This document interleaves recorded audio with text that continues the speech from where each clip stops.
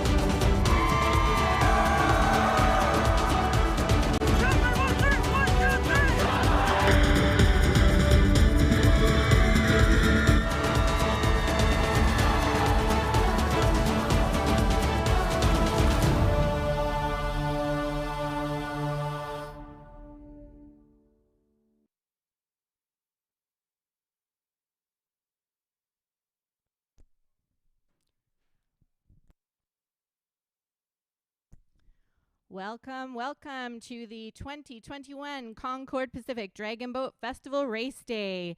We are back. Huge warm welcome to all the paddlers, visitors, sponsors, and vendors who are here with us today. Can't wait for these races to get started in just a few minutes. We have a lot going on today, races from 10 a.m. to about 4 p.m., but we have a lot more in terms of entertainment for you today. Local musicians on the main stage, cultural pavilions exploring the Dragon Boat Festival's roots in Chinese culture, and showcasing the land and water's deep ties to the local Indigenous communities. So check out the site. There's lots to see and do. The vendors are here waiting for you. Tons of food trucks to enjoy. We're going to get underway very, very shortly with race 1.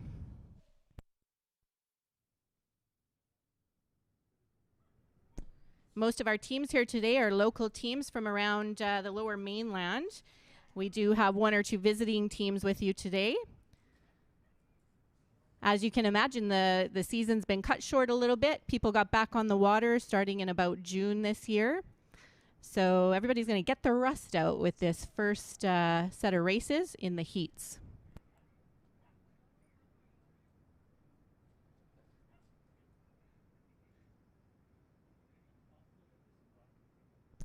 Race 1 getting set up, marshalling, getting together to get ready to head to the start line.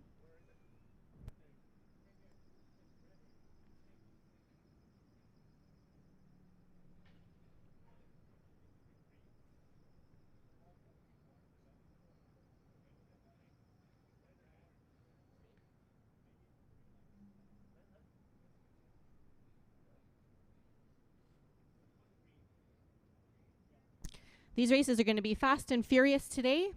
Don't blink, you might miss them. They're going to be roughly a minute long. We're just doing 200-meter races this year. Normally, as you might know, if you've been to the Dragon Boat Festival in the past, we do 500-meter races, which is pretty standard for dragon boat racing. But this year, we're going to have 200-meter races so that we can keep everything down to one day, keep everybody safe and sound at the site today, and help these paddlers get their feet wet, or they should say their hands wet, back in the water.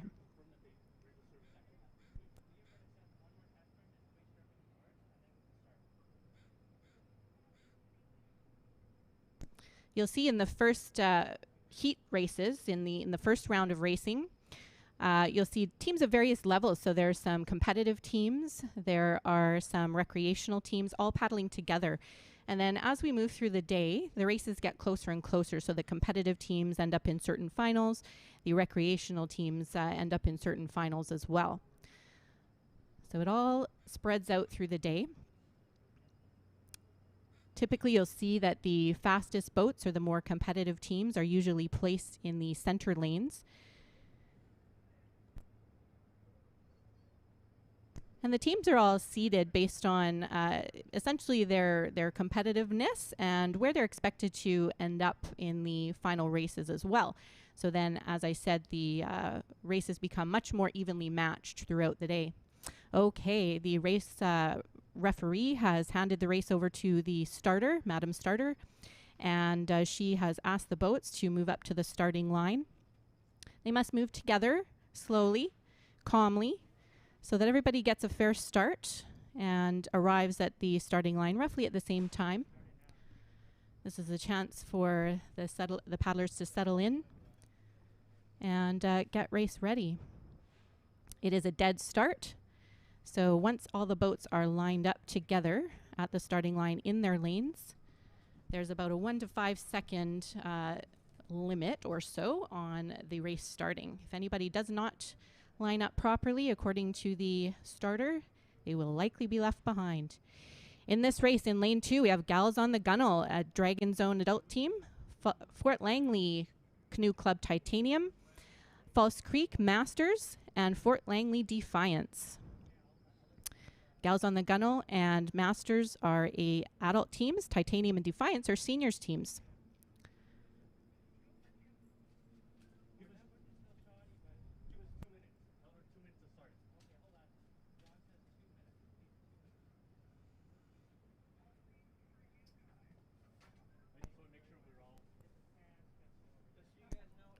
See lane 4 there, FRCC Masters. Everybody getting ready, staying calm. Looks like we're just waiting for everybody to start getting lined up.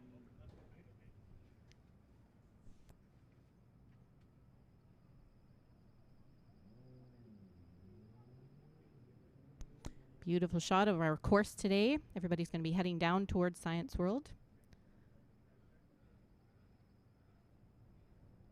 You'll see that these races kind of almost finish before they start. So everybody's going to get off to a really, really fast start, as fast as they can out of the gate there.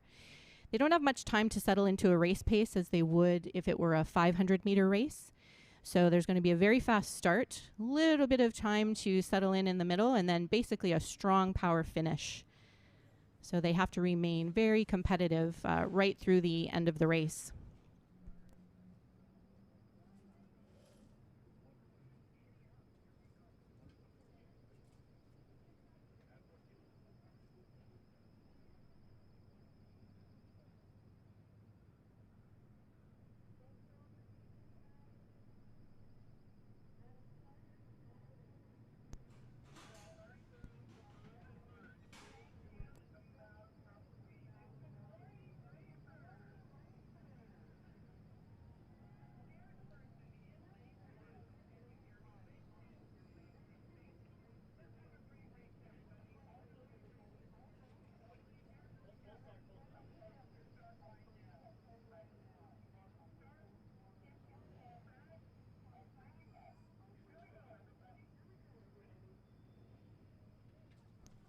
Okay, it looks like they are getting ready now to head up to the start line slowly and together. As our starter is wont to say, as I said, anybody who does not move up in a timely fashion will likely be left behind. So it's in their best interest to get settled, get ready.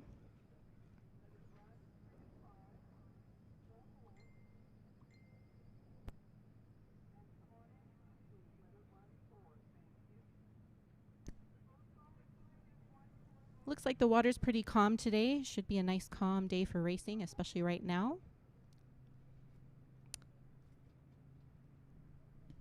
Boats are getting towards the start line. It looks like we have just lanes 2, 3, 4, 5 here.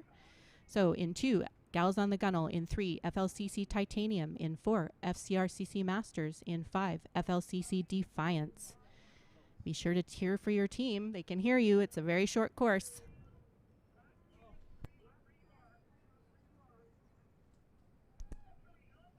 Our race ready.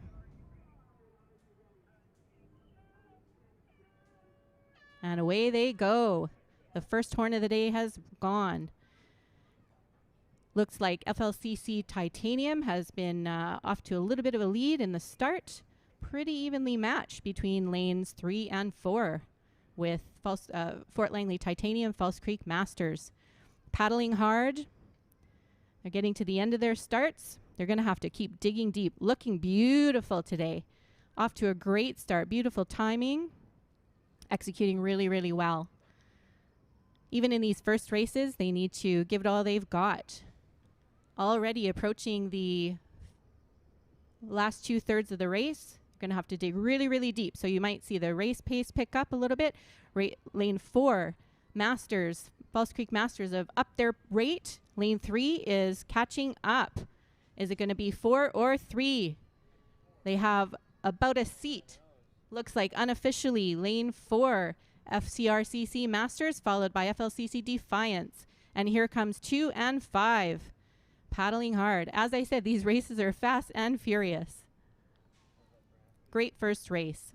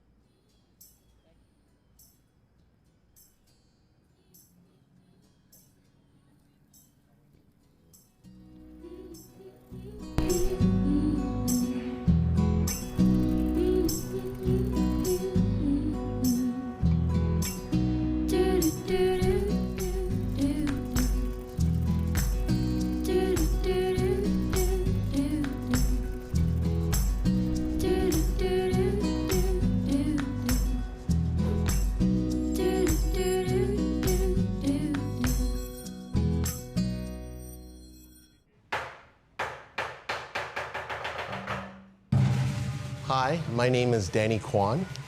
I am the Dragon and Line Dance Director at the Hansing Athletic Club of Vancouver.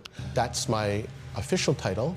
My unofficial title is the Dai Si Hing of the club, and in Chinese that means I am the eldest brother out of all of the entire group, so I look after all of them.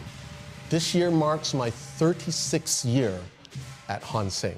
The Hansing Athletic Club is a private fraternal organization in Chinatown.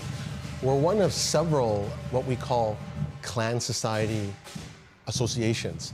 But Hansing is unique in that our patrons are the Wong's Association of Canada, and they founded us in 1939. We were founded first as a line dance troupe to raise money for war relief back during the Second World War, to send money back to China to help fight the war against the Japanese. After the war ended, the Wongs had this vision.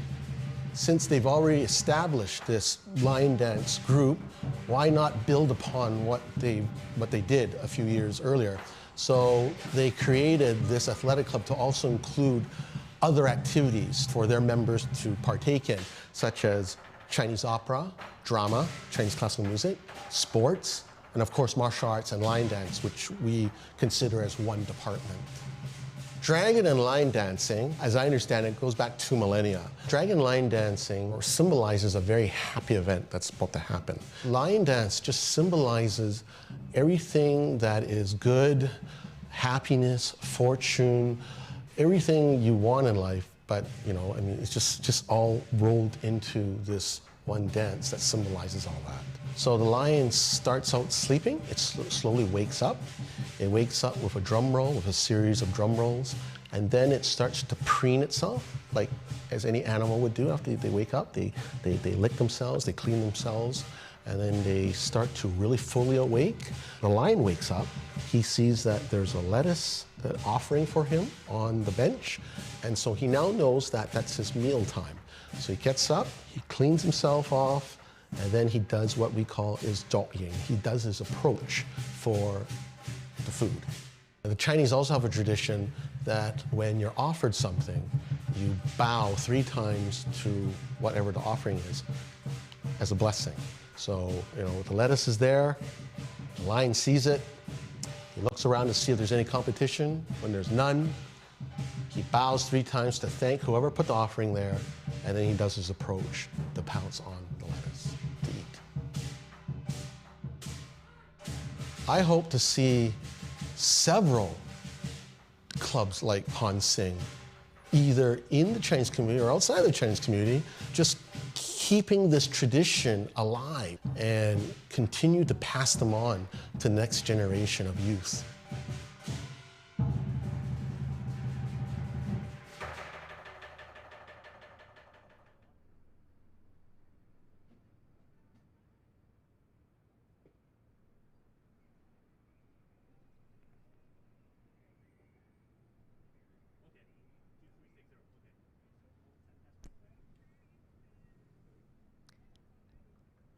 The Concord Pacific Dragon Boat Festival is not just about racing. We have a lot of cultural activities that have gone on throughout the week and continue on until tomorrow.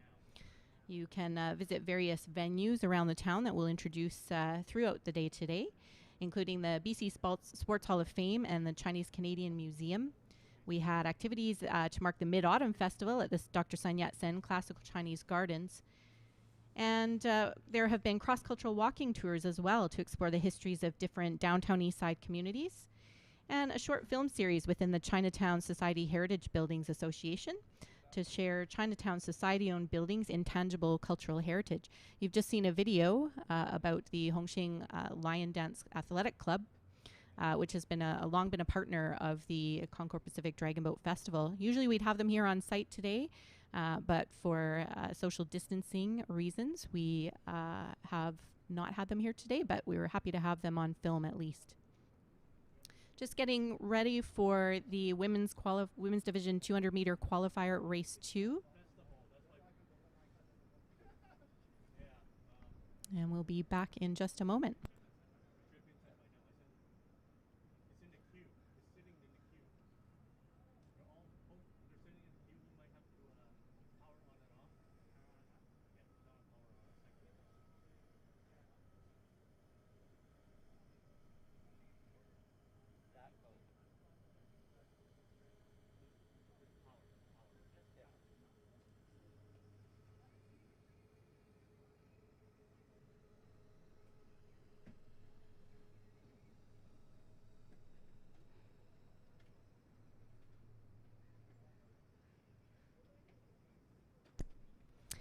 Coming up at 10:30 a.m. on the 102.7 Peak Main Stage, we have the Eagle Song Dancers.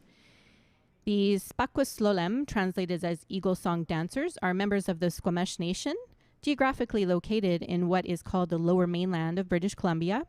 Their traditional territory is the Howe Sound, Vancouver to Whistler area. Squamish have lived and utilized this area for over 10,000 years, having history traced back to the Great Flood and an Ice Age. They are coastal people, people of the cedar longhouses, of the great seagoing canoes, the racing war canoes, people of the salmon. Their colorful history speaks of things of legend, of deeds of certain members of the Smilaith tribe Sasquatch, legends of the animal kingdom, the raven, seagull, and sun, which brings out teachings of their Squamish people, the history of Takaya, the wolf clan, one of their Squamish family's history. So at 10:30, please head over to the Peak Main Stage and have a great time watching them. Race 2, the paddlers are getting ready to head out to the start line. doing a little warm up on the way out. That's really all the time that they have to warm up for this race. It's a pretty fast first heat that we're having here.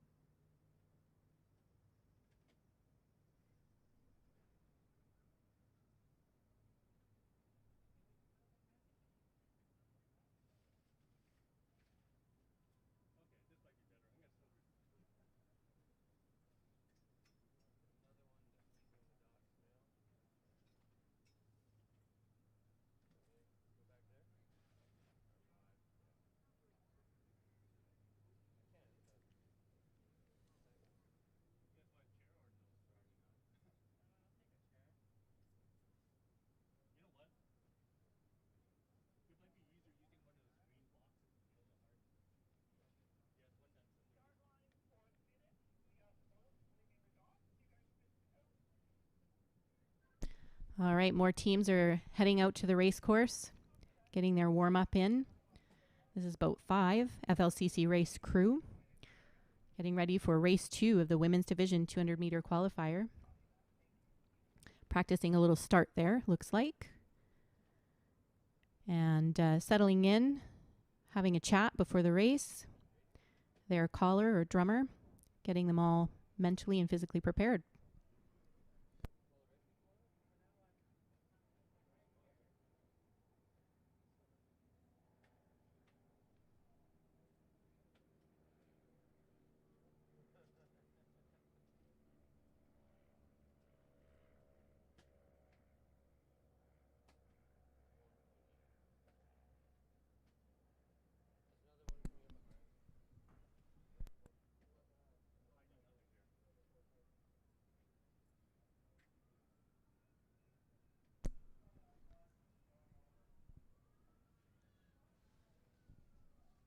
And it looks like all the teams are now on the water, heading out to the starting line, getting their warm up in. You can see boat number 6 there, Century Dragons. They are a seniors team.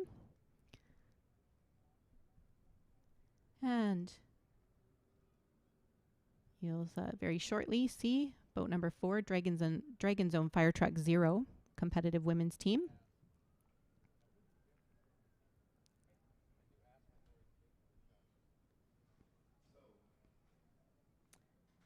And we have an eye on Sisters in Sync, paddling out of Dragon Zone as well. Just getting their warm-up in.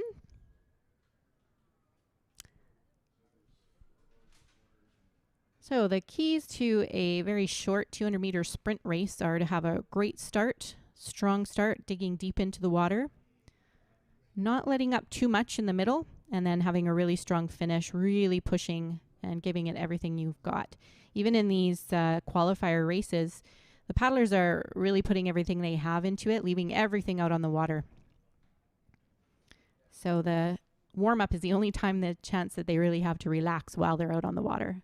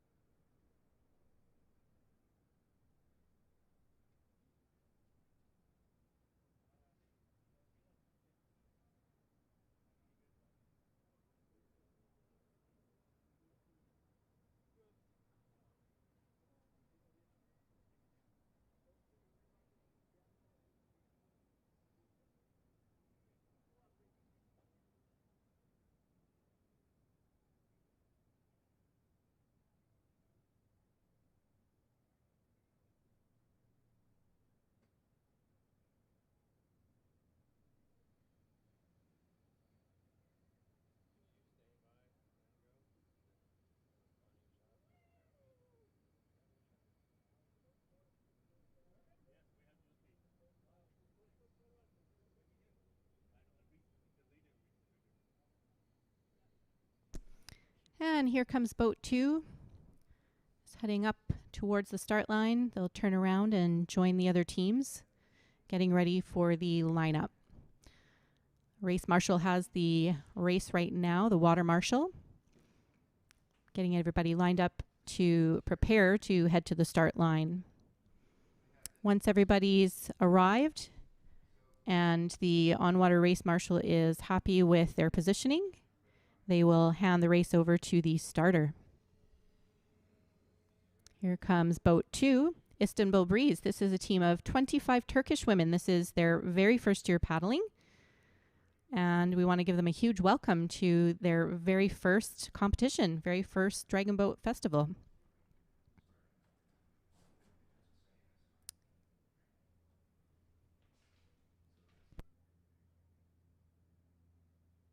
Okay, everybody's arrived. They are going to head up to the starting line.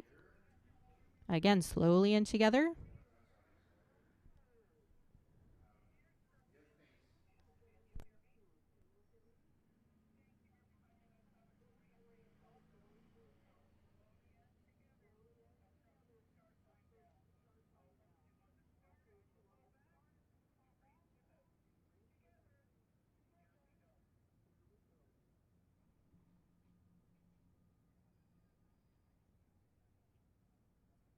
So in lane 2, on the right-hand side of the screen, we have Istanbul Breeze. In lane 3, we have Sisters in Sync. Lane 4, Dragon Zone Fire Truck 0. Lane 5, FLCC Race Crew. And in lane 6, Century Dragons, which is a seniors team.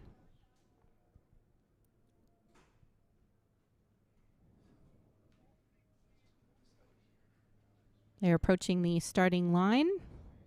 Once everybody's lined up, the race will start fairly quickly.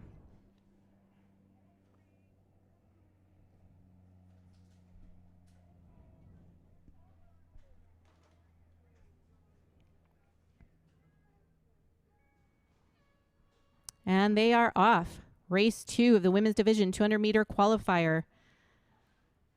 It looks like lane 4 is off to a really strong start. Look at that dig. Their body position leaning forward. They are already ahead of the pack. You can see them pulling ahead. Really great start. It looks like their race pace and their rate is going to stay up pretty high for most of the race here. As of now, it looks like FLCC race crew is working on catching up to Fire Truck, followed by Sisters in Sync. Digging in really, really hard. They're having a beautiful race. Look at that beautiful body position, depth of paddle. Really, timing is beautiful. Timing is really, really everything in dragon boating. If you have that down, you can work on tweaking the rest. Almost by a boat length. Lane 4, Dragon Zone Fire Truck 0, pulling through the finish line, followed by lane 3, Sisters in Sync, unofficially. And here comes, lane 5, FLCC crew is second. Lane 3, Sisters in Sync. Heading across third, here comes lane 6, Century Dragons. And Istanbul Breeze, cheer them on. Their very, very first dragon boat competition. Great racing, ladies.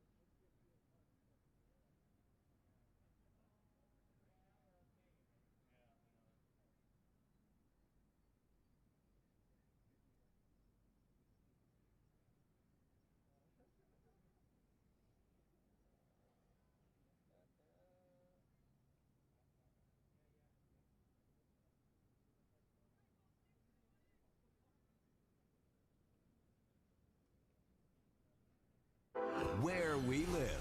Discover the unique diversity, character, and future of your community.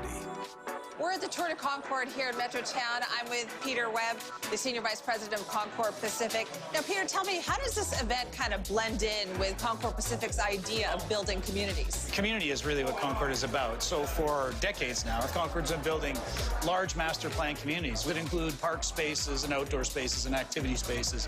What does it do for Concord Pacific to have an event like the Tour de Concord? Well, it connects us with the community. The biking community is very strong, obviously, and healthy, and all here today. Now people are out enjoying the sun and watching bike races. It's really good fun. Now, biking is a big part of your development too, yes, right? Tell us about that. We're a future-forward developer, so we're always thinking of what the next thing is that we need to be doing to create and retain value in the homes that people are purchasing.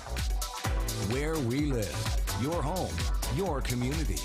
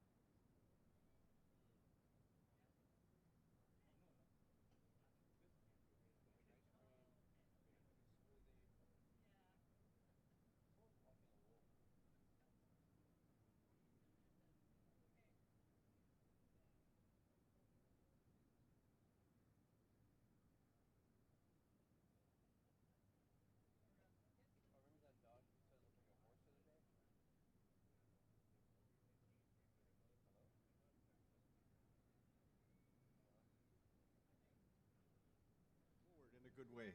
The song is known as Tum Tum Slalom or Snowbird. Comes from a very sacred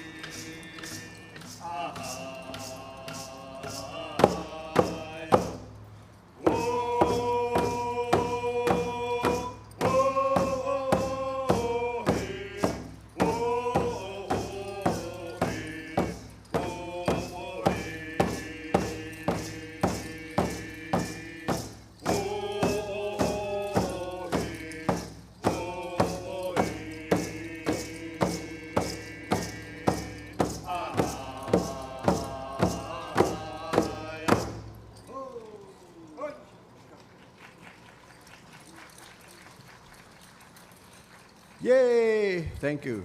Awesome. So when we do the blessing song, we have concerns, we have thoughts that we'd like to have known by the Creator. So we ask the Creator to bring our, blessings to our families, to our paddlers, and to all those that are involved with us in our families. So we ask Spakos, the eagle, to bring our prayers, our concerns to those places above the clouds and to pass the information on to the Creator and to the ancestors. As we know that the eagle, Spakos, is able to go above the clouds and have those one-on-one conversations with the Creator, CM. And we'd like to share the eagle dance with you. And also, we also like to suggest that sometimes when we're doing this, if you wanted to say a small prayer for those that are suffering, for those that are in need of good medicine, this is the time to do it. And then also include yourself in that little bit of concern as well. Eskakta Spakos, the gathering of eagles. Aichka, Hosia.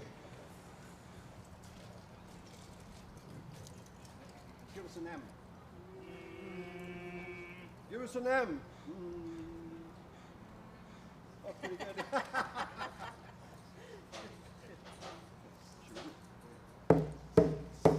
Yo, ho, ho, hey, I, oh, oh, oh. Yo, ho, ho, hey, I, oh, oh, oh. Hey, ah, hey, ah, hey, ah. Yo, ho, ho, hey, ah, hey. Yo, ho, ho, it's not just Paco. Yo, ho, ho, it's not just Paco. Chita, Soka, Sparko, hey, hey. Yo, ho, ho, hey, I, oh, oh, oh. Yo, ho, ho, hey, I, oh, oh, oh. Hey, ah, hey, ah, hey, ah.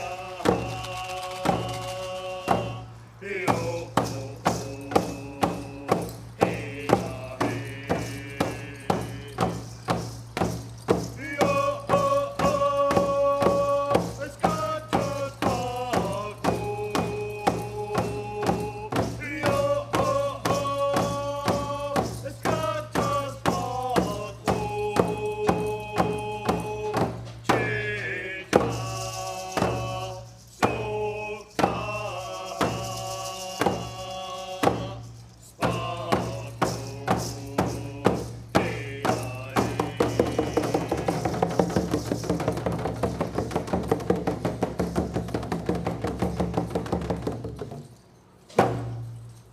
Right.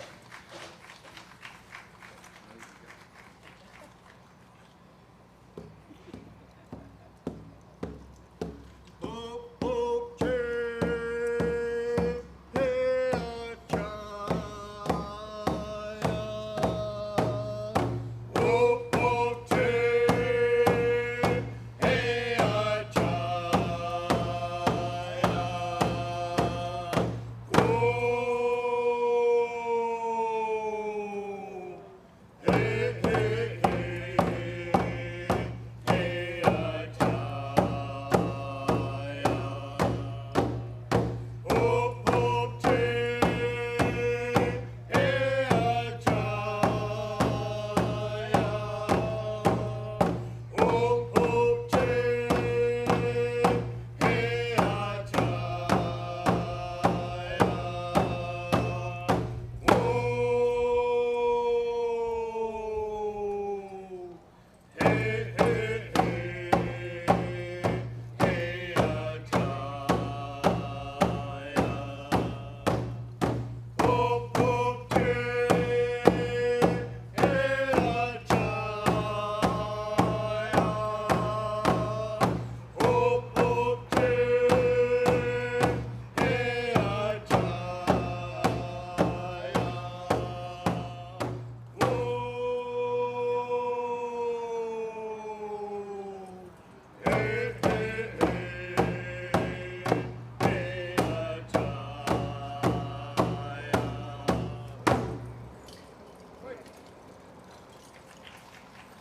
Let's see him. Everybody say Heichka.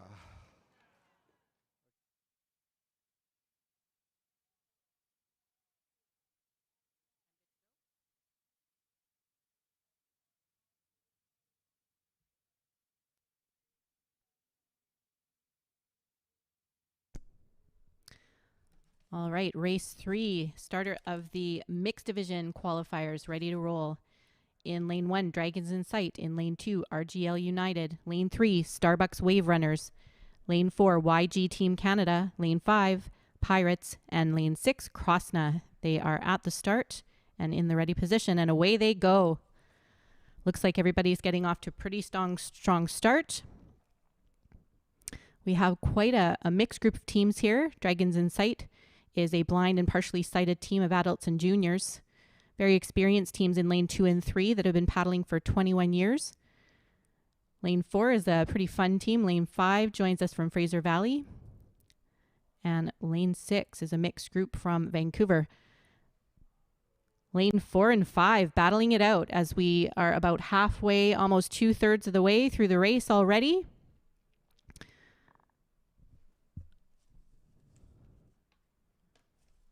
Lanes 3 and 4 battling hard. They're looking pretty good.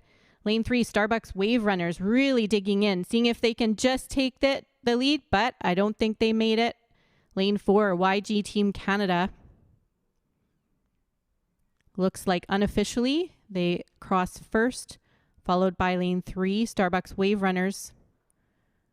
2 RGL United, 5 Pirates, and 6 Krosna. And there's lane 1, Dragons in Sight. Great race for that mixed division 200-meter qualifier. We have 3 more mixed division races coming up for the qualifiers.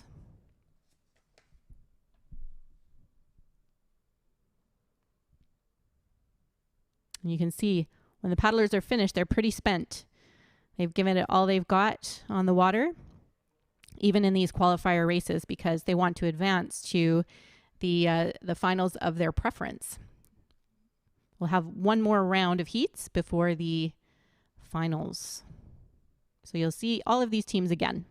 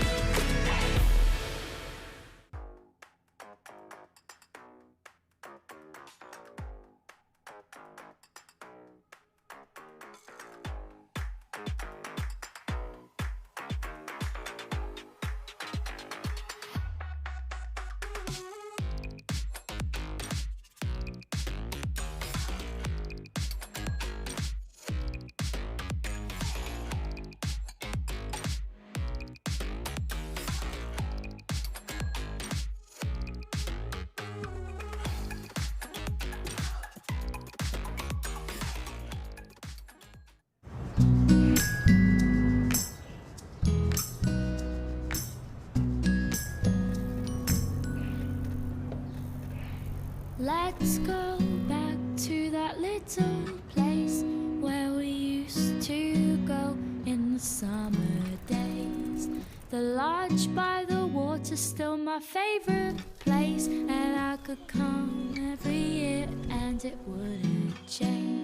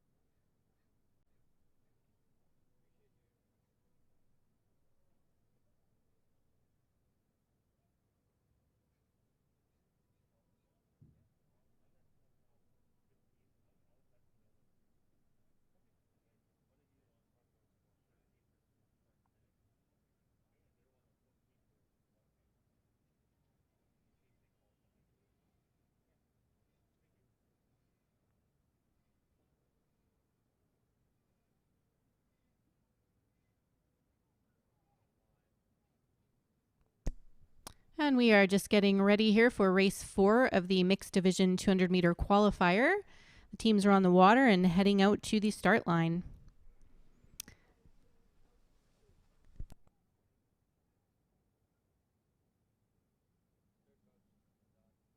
You can see here boat number 6, ducks on the dock.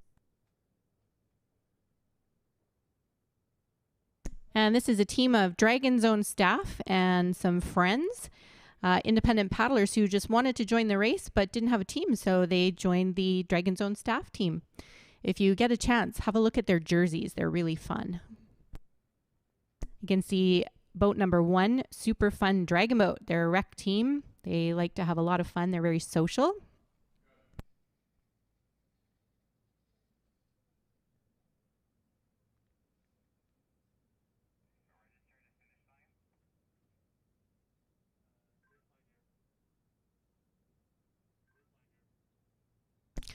Boat number 5, Eternal Dinosaur. Not gonna lie, guys, I'm a little bit biased because I paddle with these guys. They are a team of parents and friends of the Hamber Dragon Boat teams, the junior teams. Hamber High School here in Vancouver has a very, very long and strong history of paddling, strong junior programs. You're going to see them, of course, throughout the races. Go Dinos!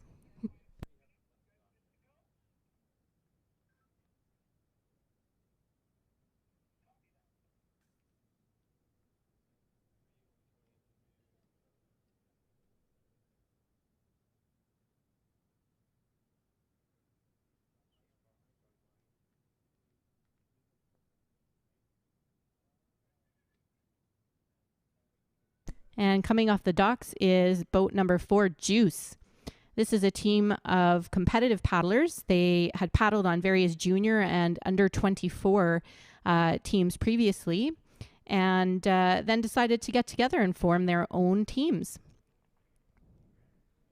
They used to be called Dude, Where's My Boat? Because they paddled on so many different teams. You can see that they're a competitive team. Look at how beautiful their timing is. Their body positioning, their flex from the hips, their rotation is lovely. And this is just a light paddle for them. They're just getting warmed up. But you can already see that they're going to be very strong in this race.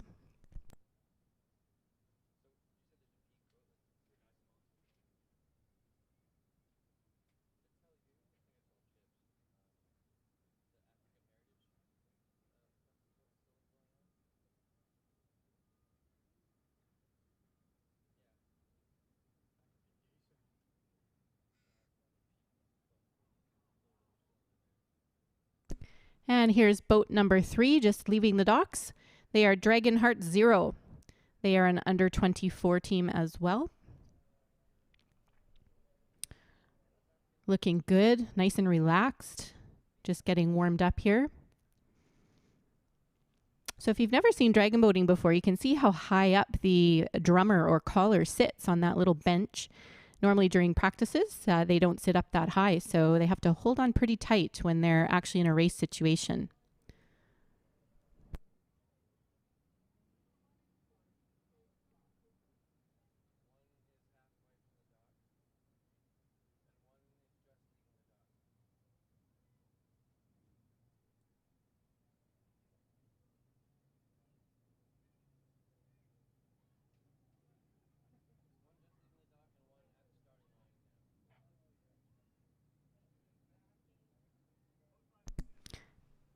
And here is Dragonheart's Velocity now leaving the docks. Also an under 24 team, paddling beside their club mates in lane number 2. Getting off to a nice little warm up here. Heading out to the start line.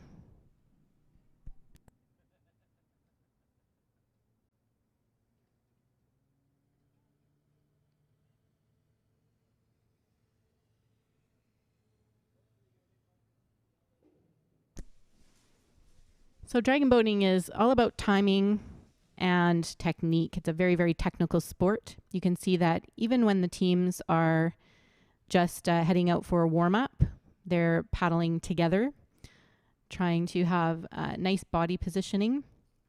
So a lot of hinge from the hips, a lot of reach from their arms, but maintaining a relaxed yet strong position with their arms.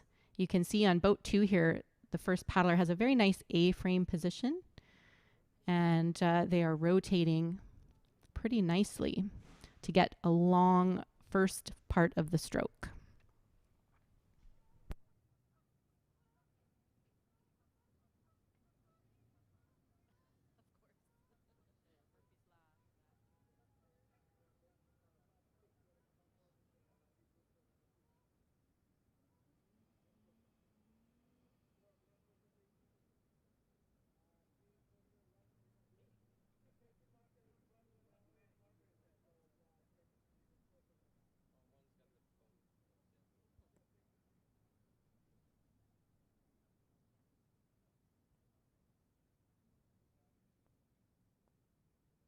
And you can see boat number 1 here heading in, just getting ready to line up. Super fun dragon boat.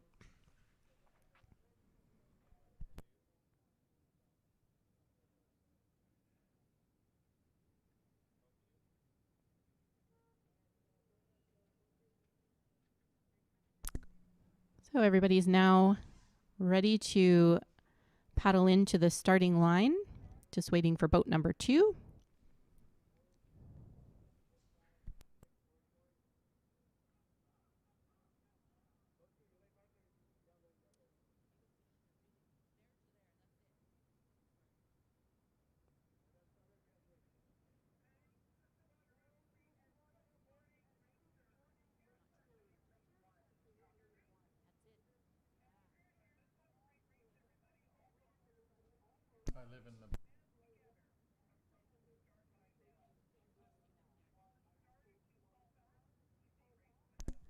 So the boats are just waiting to be called up to the start line, staying calm. In lane 1, we have Super Fun Dragon Boat. Lane 2, Dragon Hearts Velocity. Lane 3, Dragon Hearts Zero. Lane 4, Juice. Lane 5, Eternal Dinosaur. And lane 6, Ducks on the Docks. So on the screen, that's from your right to your left. Heading to the start line now.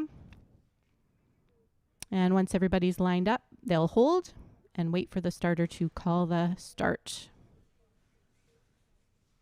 All right, everybody's nicely lined up. They're in the ready position.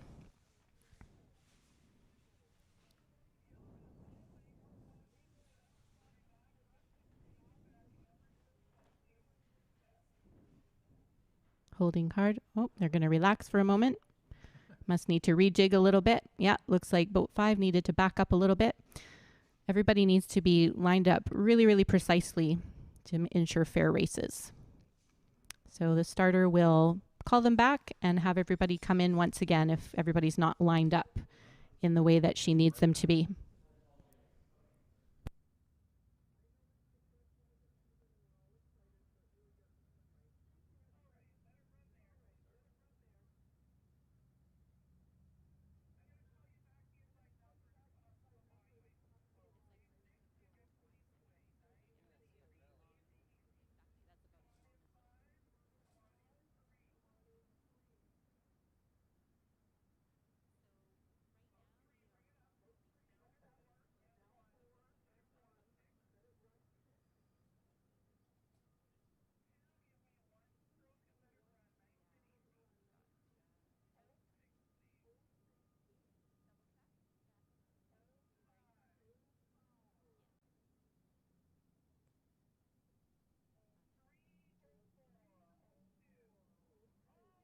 Okay, heading up to the start line, everybody's holding.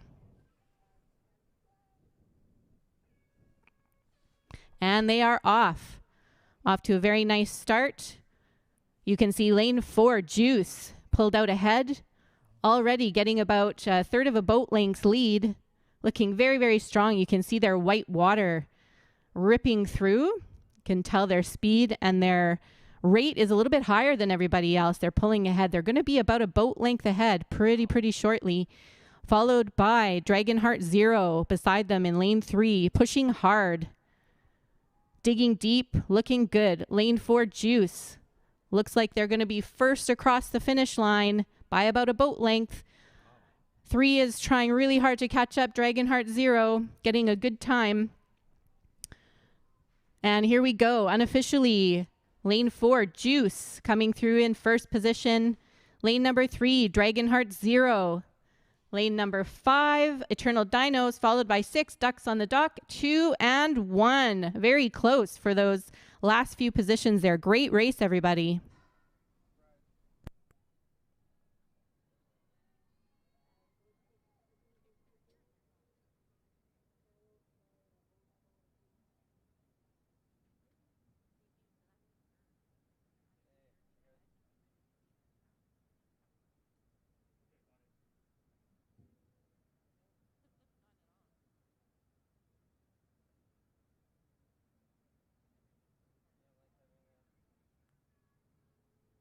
So you can see these teams are absolutely spent after these races. They paddled really hard, gave it everything they had. Sometimes you just feel like you can't even talk. Just give each other a pat on the back. And there's time for talking when you get back up on the docks.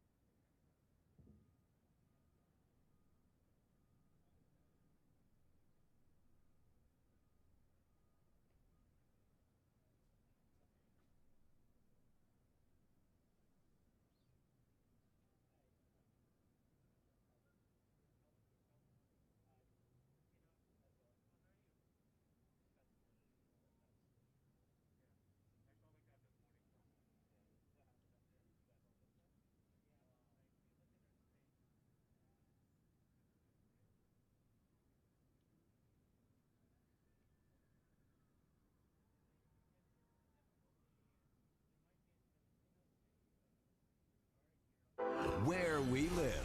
Discover the unique diversity, character, and future of your community.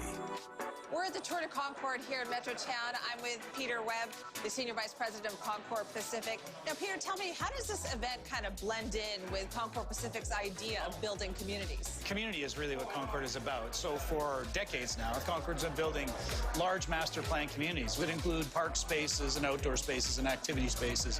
What does it do for Concord Pacific to have an event like the Tour de Concord? Well, it connects us with the community. The biking community is very strong, obviously, and healthy, and all here today. Now people are out enjoying the sun and watching bike races. It's really good fun. Now, biking is a big part of your development too, Yes, right? Tell us about that. We're a future-forward developer, so we're always thinking of what the next thing is that we need to be doing to create and retain value in the homes that people are purchasing. Where we live. Your home. Your community.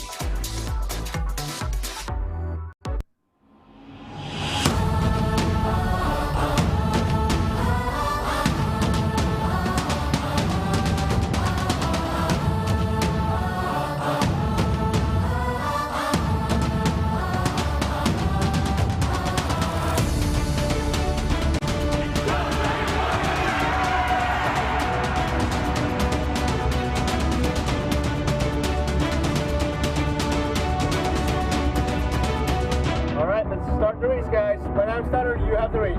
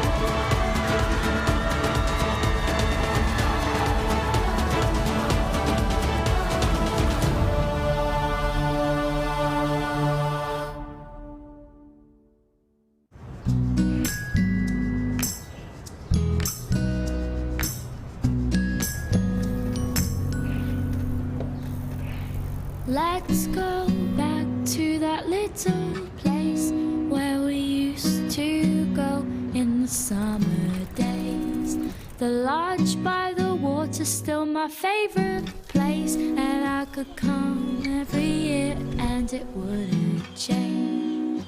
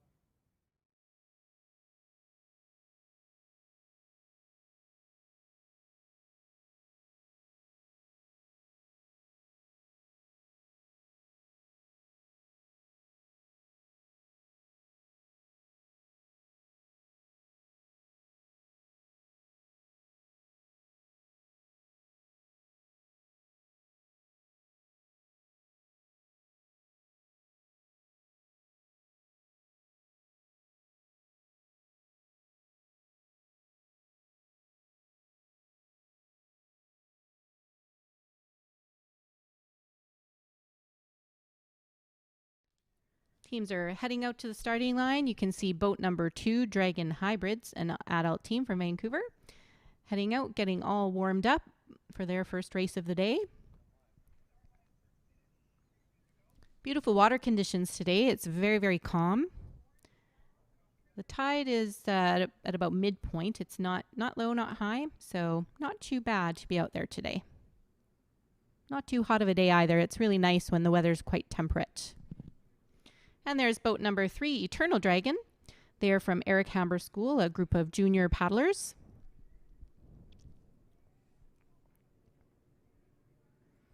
And some of their parents just paddled in the previous race. Boat number 1, the Grand Dragons. This is a seniors team from locally from Vancouver. They paddle out of False Creek. Been around for a very long time. Very, very well known in the paddling community. Everybody loves the Grand Dragons. You'll see they're beautiful paddlers.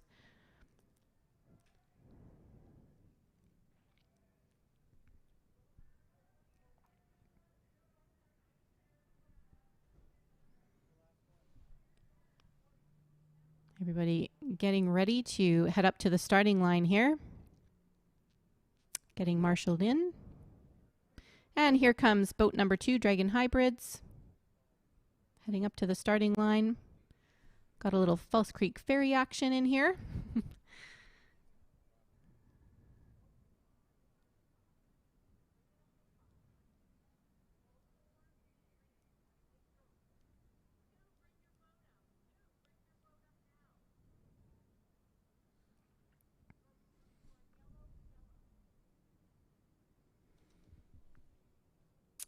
And in boat number 5, you can see Concord Pacific Flying Dragons. They are representing our title sponsor.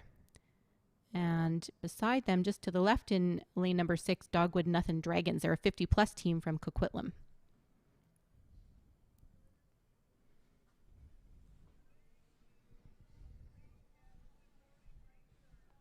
Okay, it looks like everybody is at the start line and pointed in the right direction. There you can see our starter in the little boat just heading in front of the lane 1 there.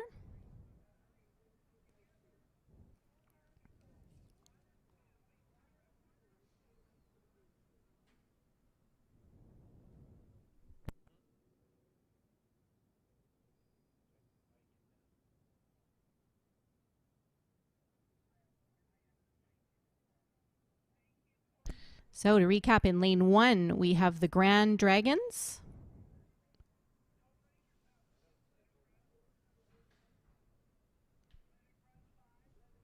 In lane 2, we have the Dragon Hybrids catching up here, getting to the start line.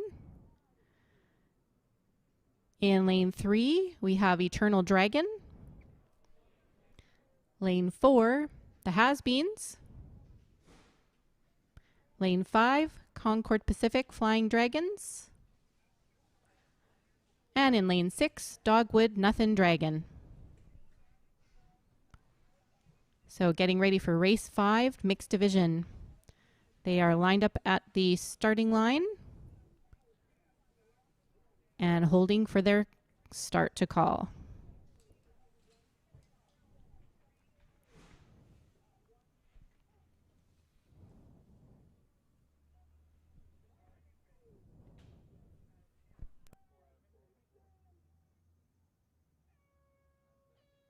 And they are away. Everybody's getting off to a very nice start here.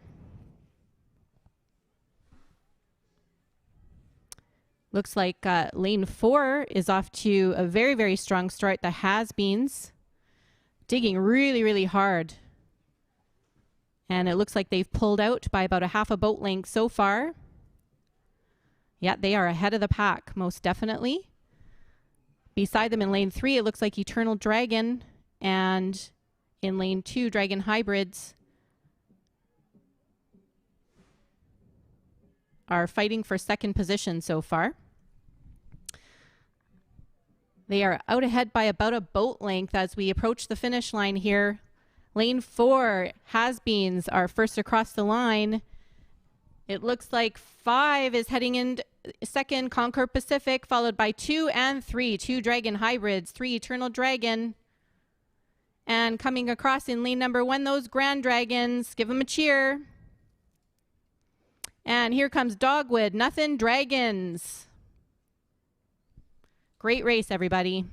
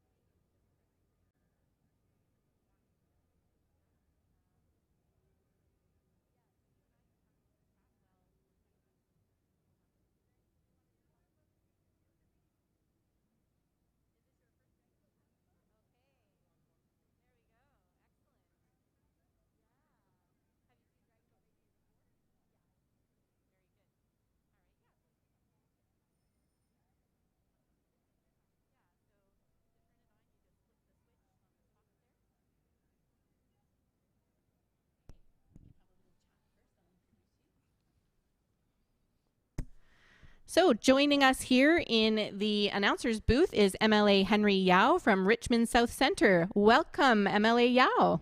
Thank you so much, Suzanne. Good morning, everyone. What a lovely sunny day. What a beautiful time for us to actually watch some Dragon Boat Festival, going to the food truck, and really enjoying a great family time under the sun in our warm September.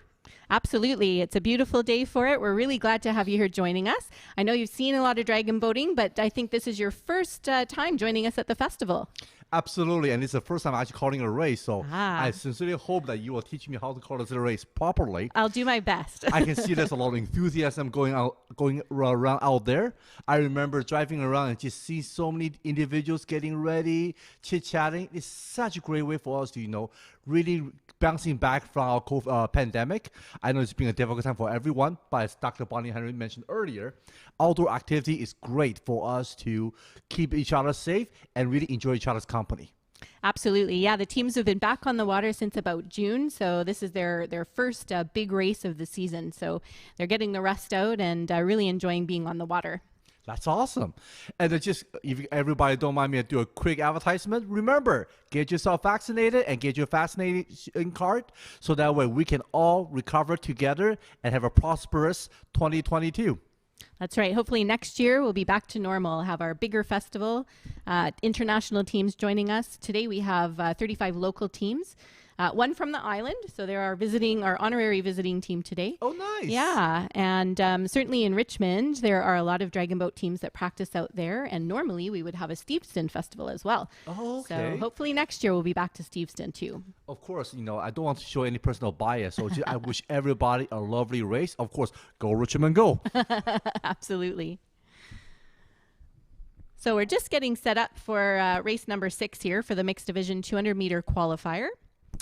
We in the booth here have a beautiful view of the race course, and looks like everybody's having a great time visiting the site as well. Yeah, I gotta say, I didn't expect September, especially at the end of September, to be so sunny, so warm, and so welcoming for everybody to come outdoor and really enjoy their time and enjoy the time with their families. Absolutely. We're very blessed. Just post Mid-Autumn Festival, we're getting this gorgeous weather. Exactly, and I hope everybody also had some time to enjoy some mooncakes. I know I enjoy quite a few mooncakes myself, and definitely will be hitting the gym soon to try to burn those mooncakes off. Do you have a favorite type of mooncake? I try not to be personally biased, but red beans, of course. Oh, okay. I'm a pineapple cake kind of girl, or a lotus paste girl myself. Oh, I never tried a pineapple mooncake before. Yeah. I know about a pineapple cake, which was very popular in Taiwan. Yes. But I would love to see if there's actually pineapple mooncake. Yes. Yeah. Really good stuff. Awesome. I notice everybody's, especially a lot of bikers, actually having little kids tagging around. It's just so exciting to see so many families coming out enjoying the sunshine. Absolutely. Beautiful day to be active here in Vancouver.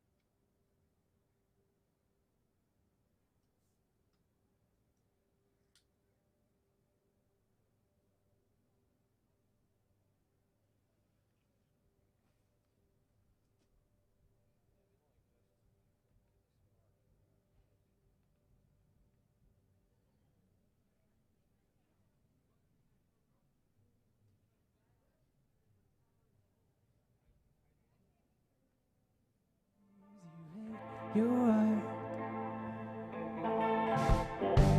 a driftwood landing on some beach. You've ended up somewhere you did not foresee. When you were being swept away.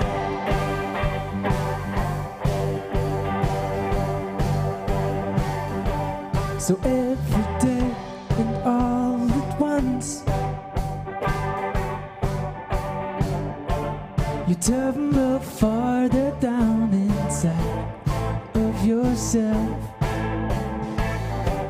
like driftwood landing on some beach. You've ended up somewhere you did not foresee.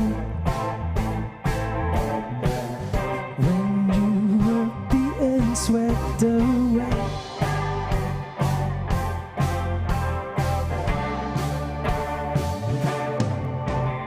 So tear yourself apart and all the pieces are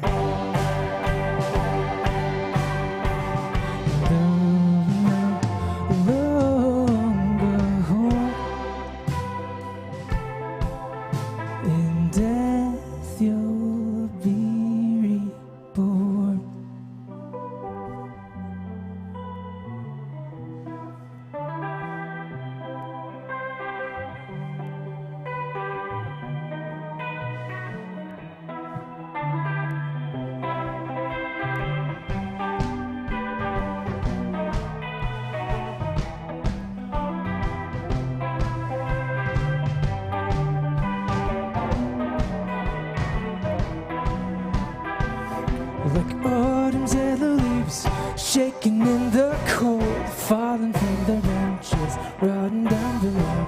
The tree that let them fall, indifferent to their fate, and crouching on the roots, I stop to feel the same.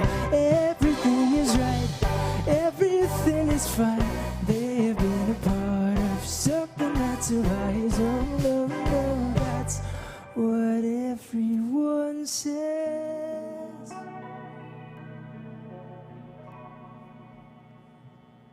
So it must be true, I guess.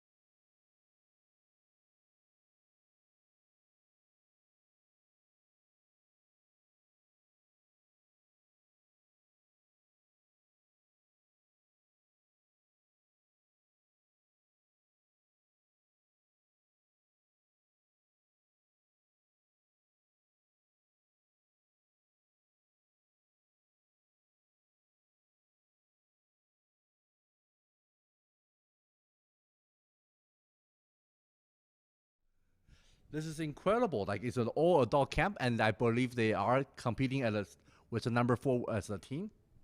Sorry. Great, talk about them. And notice, Vision Impossible's here. It is a team with paddlers who are blind or partially sighted. And just such an incredible to see everybody who could participate. No matter what kind of challenge we're facing together, we can always celebrate our sunshine, our community together. Yeah, one thing we really pride ourselves on in the dragon boating community in Vancouver is inclusivity. So really everybody can get in a boat. We want everybody to have a chance to experience this pretty fantastic sport. And I have to say, as a part of our living, coming from Richmond and be part of a greater Vancouver, I'm so glad our majority of our community celebrates inclusivity, and we're combating against racism, we're combating against discrimination. Be able to see different community groups coming together, racing together at an equal stage and equal setting and competing. It's just so great to see.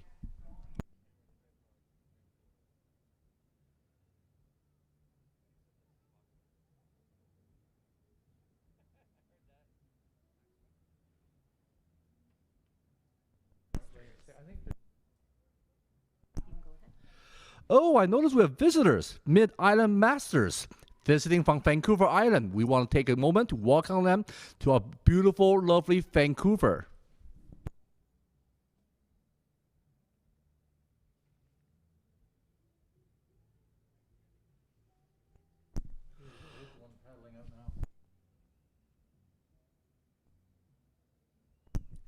I notice on lane number 5, Max Storm. Let us welcome them with our hands. Thank you, Max Storm, for joining us.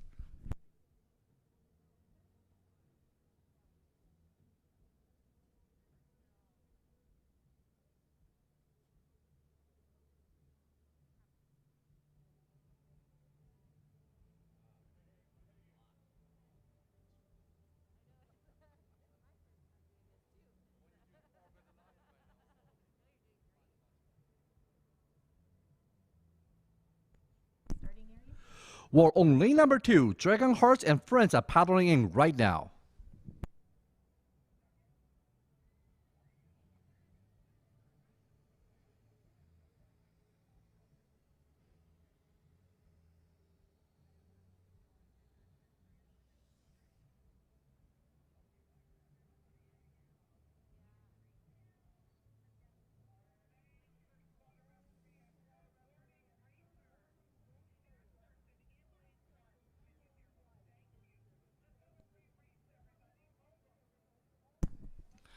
Hi, and I would like to take a moment to introduce all the paddlers for this race, race number 6. Lane 1, we have Vision Impossible. Lane 2, we have Dragon Hearts and Friends. Lane 3, we have Dragon Zone, Twisted Hips. Lane 4, we have Dragon Zone, Fire Trucks. And lane 5, we have Max Storm. And lane 6, we have Mid-Island Masters.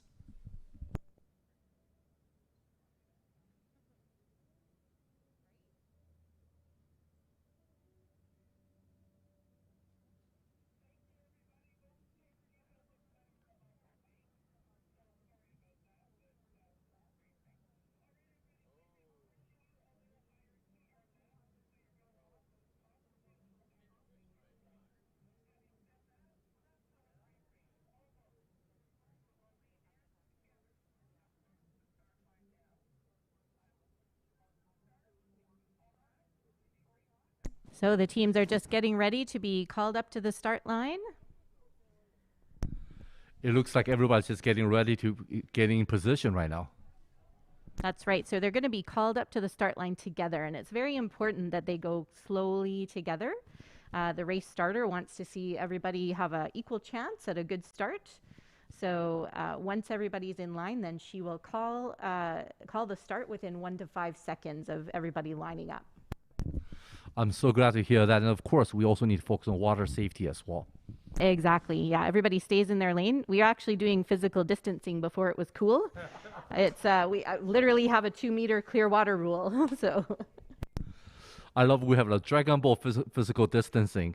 definitely more than 2 meters, and I'm so glad everybody's keeping the distance between boats and between two boats. That's right. So they're ready to start. You can see they're holding their paddles hard in the water.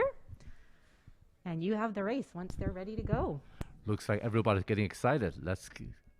Oh, looks like the race has just get started. It looks like a very strong starting for everybody at this point.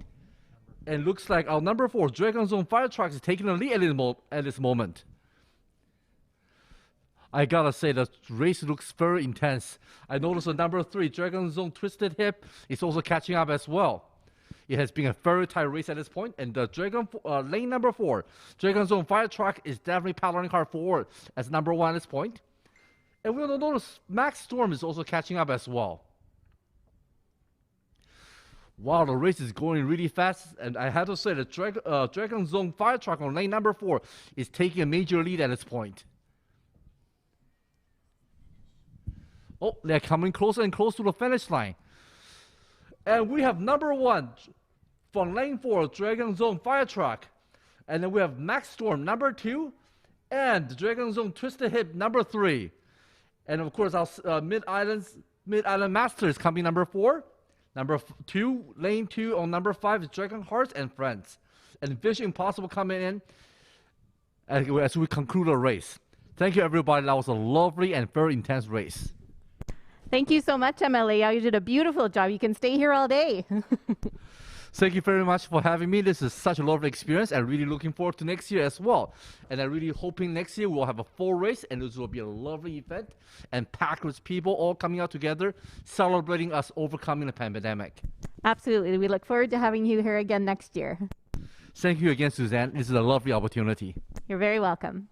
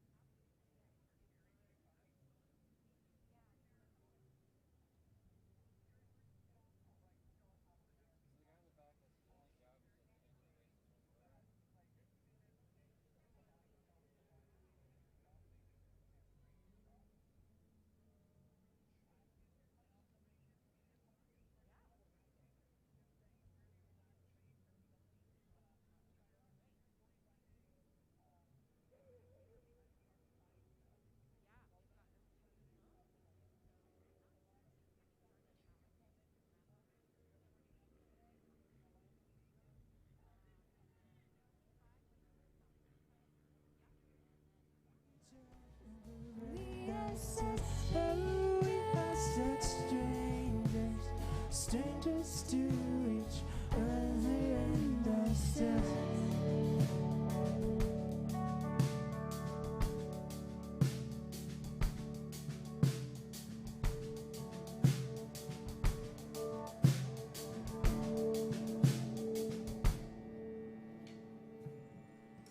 Stephanie Chapman, everybody give it up for Steph.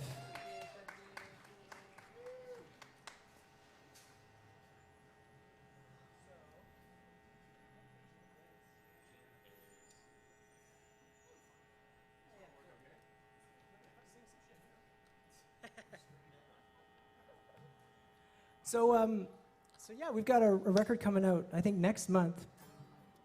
And we're going to play a bunch of songs from that one.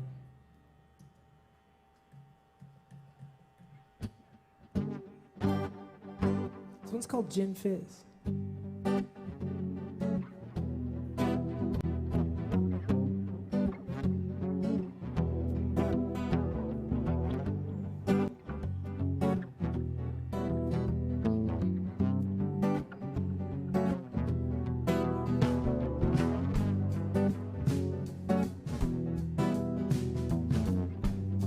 About a day at the beach.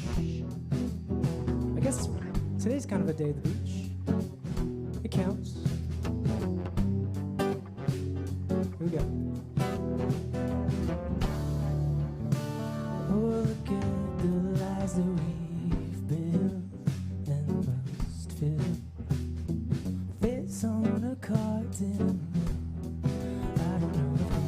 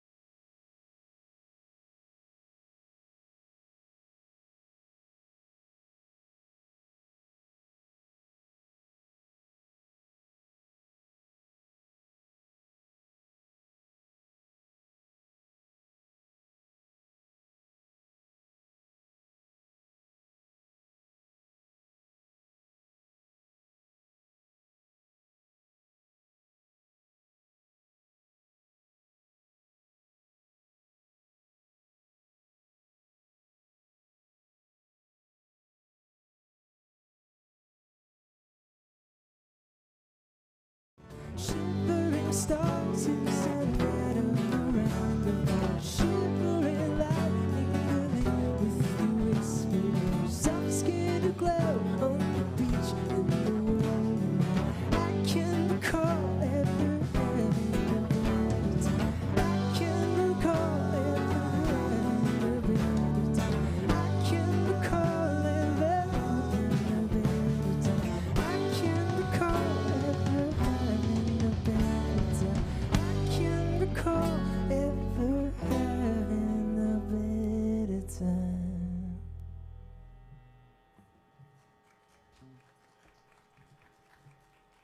Thank you.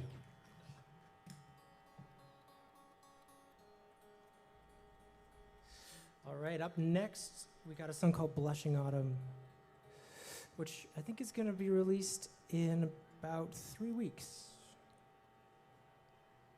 Or so I'm told.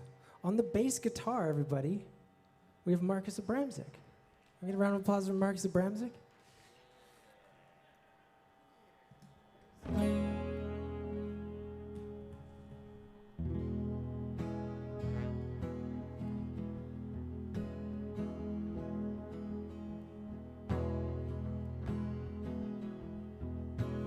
Silhouette of us together, that moonlight in the afternoon.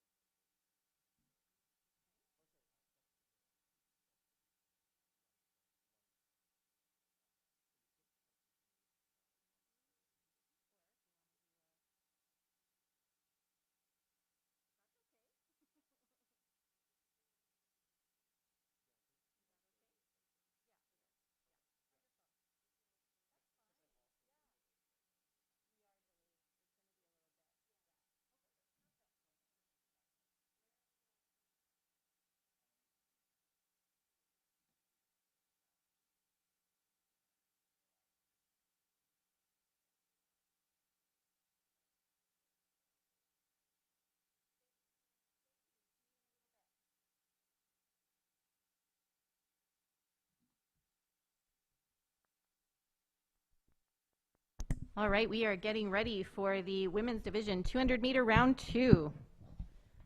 Teams are at the marshalling area on the water, getting ready to line up in the start line.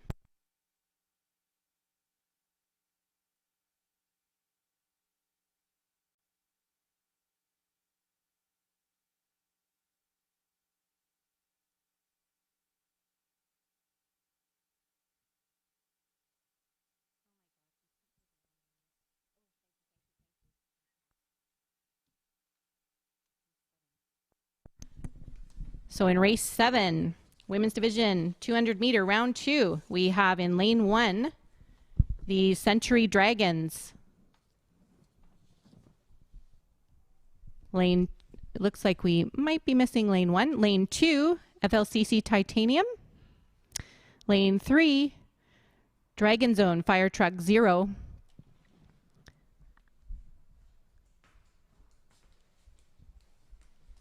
Lane 4, Dragon Zone Fire Truck 0.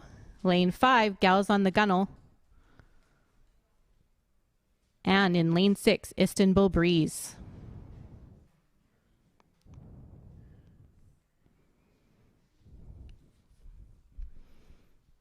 All right, they're approaching the start line, getting ready.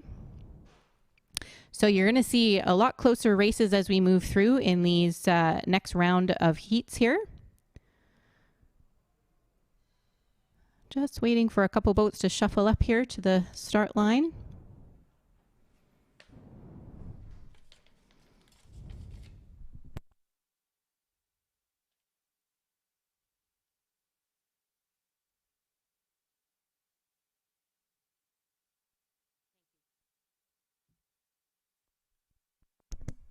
And in lane 2, Century Dragons. Lane 3, FLCC Titanium. 4, Dragon Zone Fire Truck 0. 5, Gals on the Gunnel. 6, Istanbul Breeze. It looks like lane 4, Dragon Zone Fire Truck 0 is off to a very, very strong start. You can see their surge. If you look at the front of the boat, you can see a little bit of white water coming up beside the drum. That shows that they keep advancing forward. In lane 3, FLCC Titanium is giving them a run for their money, working hard to catch up. FLCC Titanium in lane 3 trying to surge ahead, but it looks like Dragon Zone Fire Truck 0 still has the advantage. You can see all that white water coming up at the front of the boat there. They're pushing very, very hard. FLCC, here they go. Titanium's trying to give them a run for money, coming up on another seat. And it looks like lane 4, Dragon Zone Fire Truck 0, followed by lane 3, FLCC Titanium. In lane 5, Gals on the Gunnel in unofficially 3rd. And the other teams are pushing through right to the very, very end, working very, very hard. Here is team number 2, Century Dragons. And here comes Istanbul Breeze. Cheer them on through, people. Again, this is their very, very first festival. Give them a hand. Great racing, ladies.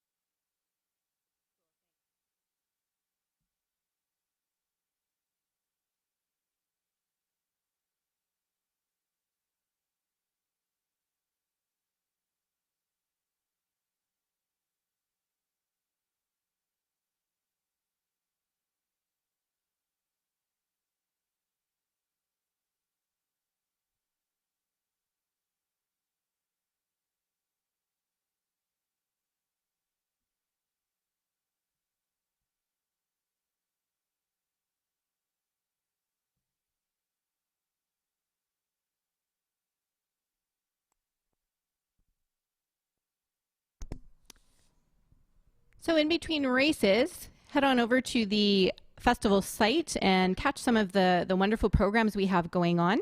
Starting about now, we actually have Squamish Stories with Kung JD in the Indigenous Pavilion. In the Chinese Cultural Pavilion coming up, we have mid-autumn storytelling, as well as all ages arts and crafts.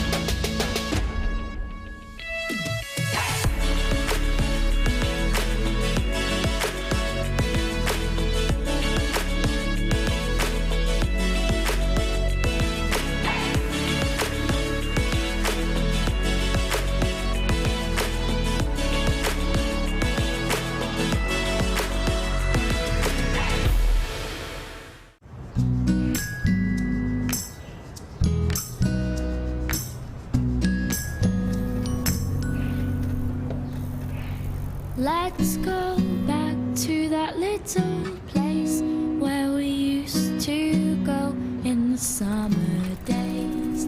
The lodge by the water's still my favorite place, and I could come every year and it wouldn't change.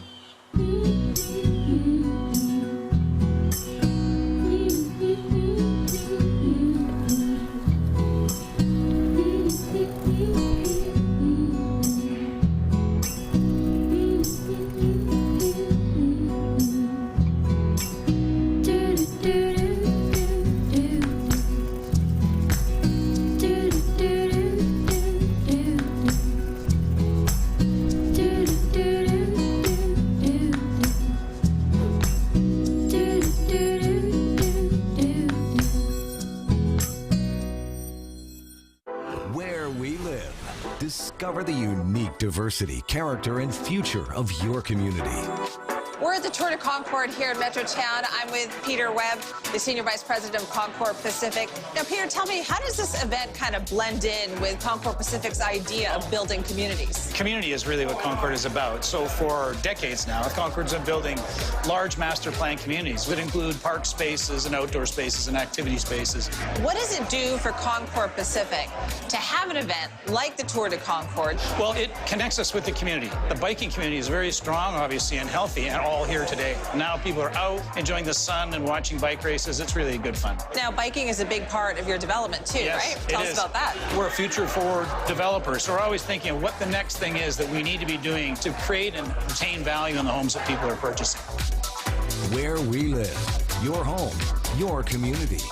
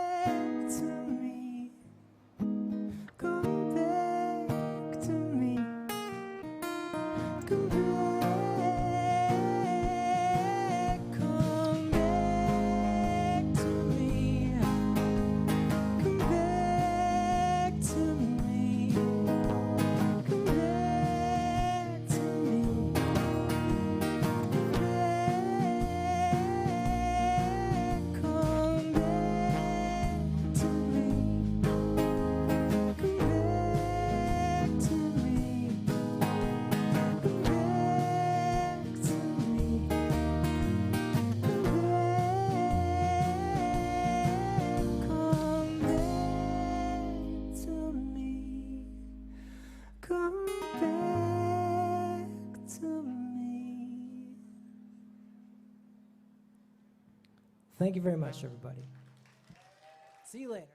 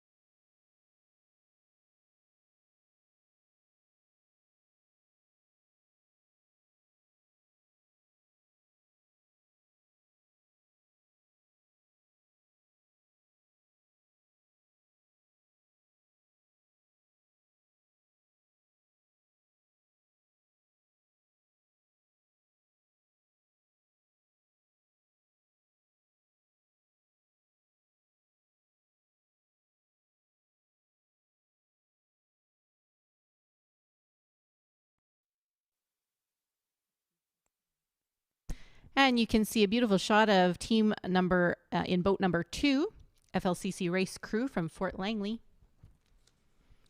Getting a nice warm up in. So this is their second race. Got all the kinks out in race 1, although they did very well. And now they're ready. These are basically the semifinals before they head on into the final round this afternoon. And you can see boat number 5 already marshaled at the starting area. Sisters in Sync. This is Vancouver's first and only lesbian and queer women's dragon boat team. They've been paddling together since 2007. Very experienced, very good team.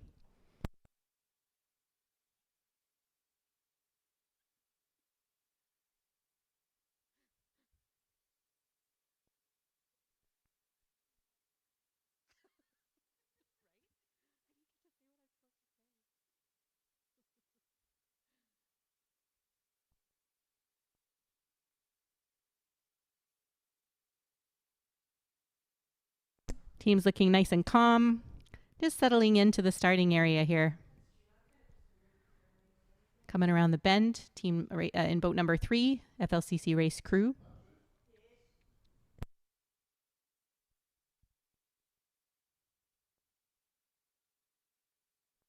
And in boat number 4, FCRCC Masters out of False Creek, our neighbors just to the west.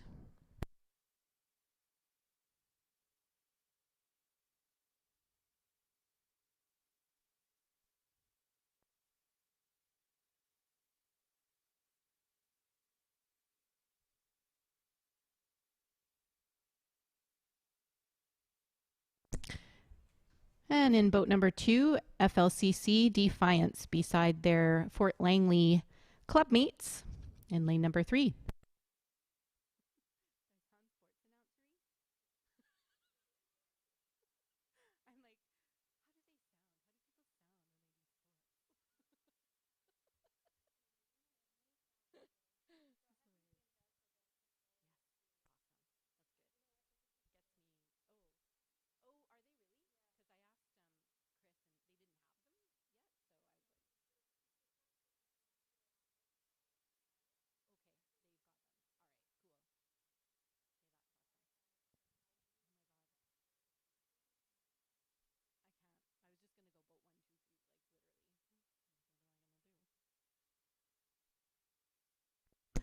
Gorgeous day here on False Creek. Beautiful day to be out on the water. Not too hot, not too cool.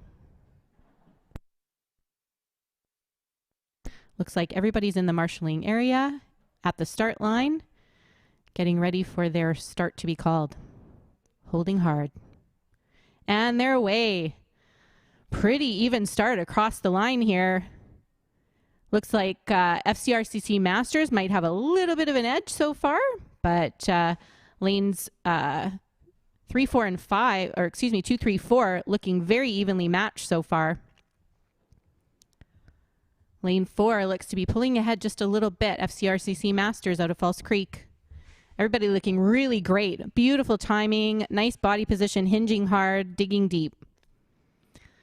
Lane 5, Sisters in Sync, working very, very hard to try and make a little ground, but it looks like Lane 4, FCRCC Masters, is ahead, followed by very closely by FLCC Race Crew. Here they're coming up on the finish line. Last tens of meters here. It's a race for first and second. It looks like it will be unofficially FCRCC Masters, followed by FLCC Race Crew. And coming into third, unofficially, Lane 5, Sisters in Sync, followed by 2, FLCC Defiance. Great race, ladies.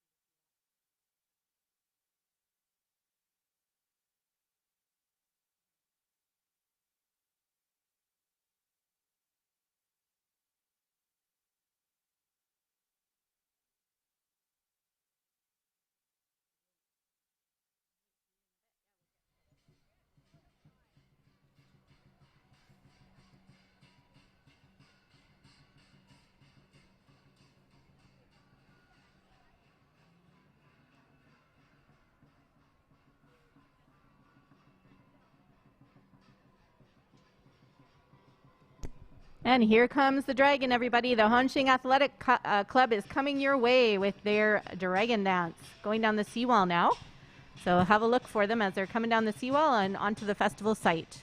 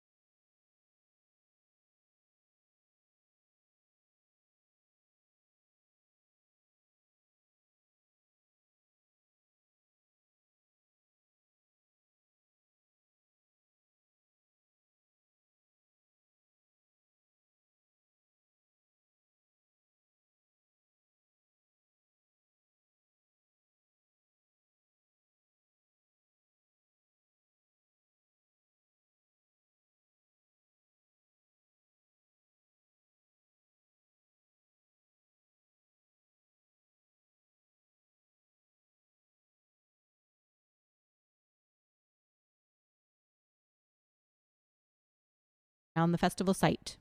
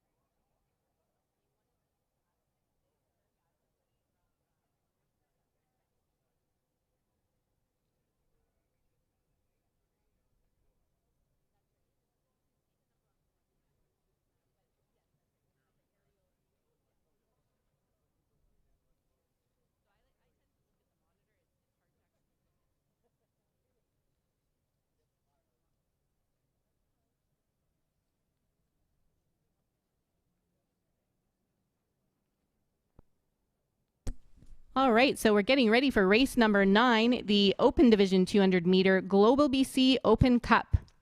And joining me as our guest announcer is Councillor Peter Fry from the City of Vancouver. Welcome, Councillor Fry. Thank you. Great to be here. And it sure is a beautiful day out here on Falls Creek. Wow, I can't even believe this is fall.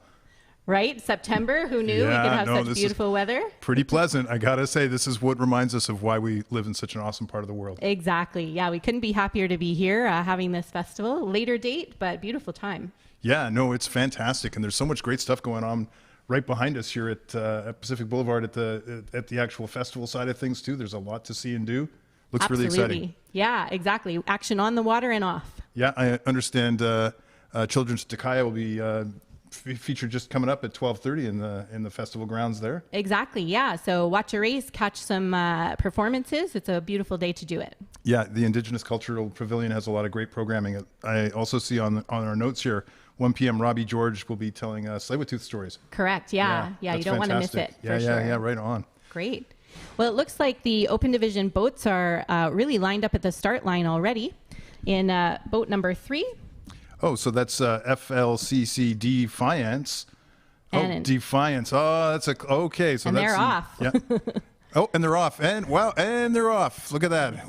And my first time calling, so I'm trying to see who's in the lead there, and that looks like boat number 4. Boat number 4, the Juice. Nice to see boat number 5 out there, Butts and Boats. This is their first race ever. They're prostate cancer survivors. Don't forget to get that checked, fellas. Number 3. And here we are. We still have. Who's in the lead there? Looks like number 4, Juice, is ahead by about a boat Juice length. Is well in the lead. Yeah. Yeah, they're paddling hard. We're coming up on the finish closely here. by YG Team Canada. And it's going to be hit the finish line. Oh, look at that. Clear win here, unofficially. Boat number 4 fantastic. for Juice. And we've got number 3 coming in on the close on behind with YG Team Canada. Nice. Nicely done. And coming up across the finish line in 3rd. 3rd place, that's Butts and Boats, the prostate cancer survivors. Good job, fellas. And it looks like we just had the 3 boats in the race here. We know that Defiance just raced, so we were surprised to see them on the race grid. I think that they couldn't make it back to the dock in time, so we just had the 3 boats in this race. Well, it's fast moving. Pretty fast. You blink and you miss it. Yeah. No, need a little practice to do this right, but I certainly appreciate the opportunity. It's great to be here. Yeah. Have you ever tried dragon boating yourself? You know, it's funny. I was we were at the Blessing event with MLA Brenda Bailey. Yes. And she turned to me. She's like, Pete, I'd like you to be on my dragon boat team. I'm going to have a dragon boat team next year. And I'm like, amazing. Right. MLA Bailey. Yeah. And Green City Councilor Pete Fry in the same boat. It'll be fantastic. So that's great. You can talk a little business, do a little socializing. I don't know how much talking you can do in the boat. It seems like it's a lot of strenuous work. Maybe just a bit of grunting. And it really is. Yeah, you can't catching. talk while you're in the boat. That's for sure. But yeah, it's a great time and really ubiquitous for Vancouver. My wife did want to be the person who sat there and yelled with the bullhorn. Yes. She thought she'd be really good at that. That's perfect. Yeah. I know she's in the audience right now listening, and she's probably nodding in agreement. She's like, "That's right." Excellent. She has to be ready to drum during the festival too. Oh, she has to drum and yell at the same time. Drum and yell. Yeah. Oh, she can do that. Yeah. Perfect. You guys will have a great team then. It sounds like. Sounds like it, yeah. Yeah, well, come on out. We have normally in non-pandemic years, we have community days where anybody can come out and try dragon boating. So anybody, your friends and family, I encourage them to come on out and give it a whirl. Well, it will be my first time dragon boating, so I imagine I'll be practicing a bit beforehand. Perfect. Yeah. Great. It would be a bit of a baptism of fire to just jump in a boat for the first time and start trying. This is true. Yeah.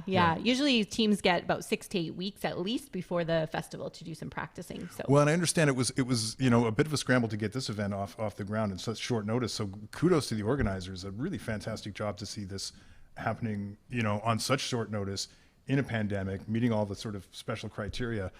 I understand that's why we have a shorter race circuit this year at only 200 meters. That's right. Yeah, we just wanted to make it one day and get everybody racing. And really the teams have only been practicing since the beginning of July. So it's a lot harder to practice for a 500. That's a real endurance race. So this is a real sprint race. So well, and many years ago I was a sprinter and used to run the 200. So I'm very familiar with what 200 meters looks like. There you go. It's just beyond 100, a big guy like me, you can't really get your stride on 100. Sure. But at 200, you hit your stride, and it's still a sprint. So very nice. Yeah. It's a great race. That's awesome. Yeah, these races are about a minute on the water, What's your best time as a 200 meter? Gosh, that was about 50 seconds, I think. Gosh, it's a long time very ago. nice. Yeah. Yeah, great. Yeah. Excellent. Well, we look forward to having you in the Dragon Boat and on the water. Yeah, and yeah, hopefully for sure. we'll see Next you in year. a festival on the water. I'll be here for a while today. This is really a fun event, so I'm really happy to be here, and thanks for the opportunity to call a race. Yeah, I you're wish I very was a little bit welcome. more on top of it and was able to actually. I'm going to have to practice not just dragon boating, but actually race calling for the next time. There you go. That's perfect. Well, Yeah. once you've dragon boated, you'll have a great understanding of how it all works. So then you'll be a pro caller. Yeah, fantastic. Excellent. Well, thanks so much for joining All right, us. my pleasure. And enjoy the festival. All right, we'll see you. Thank you.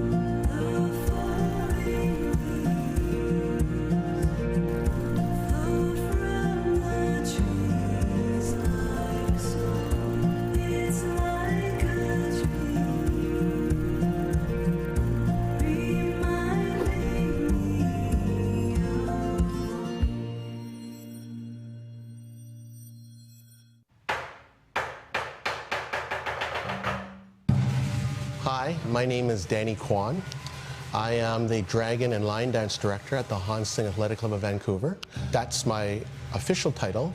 My unofficial title is the Dai Si Hing of the club, and in Chinese that means I am the eldest brother out of all of the entire group, so I look after all of them.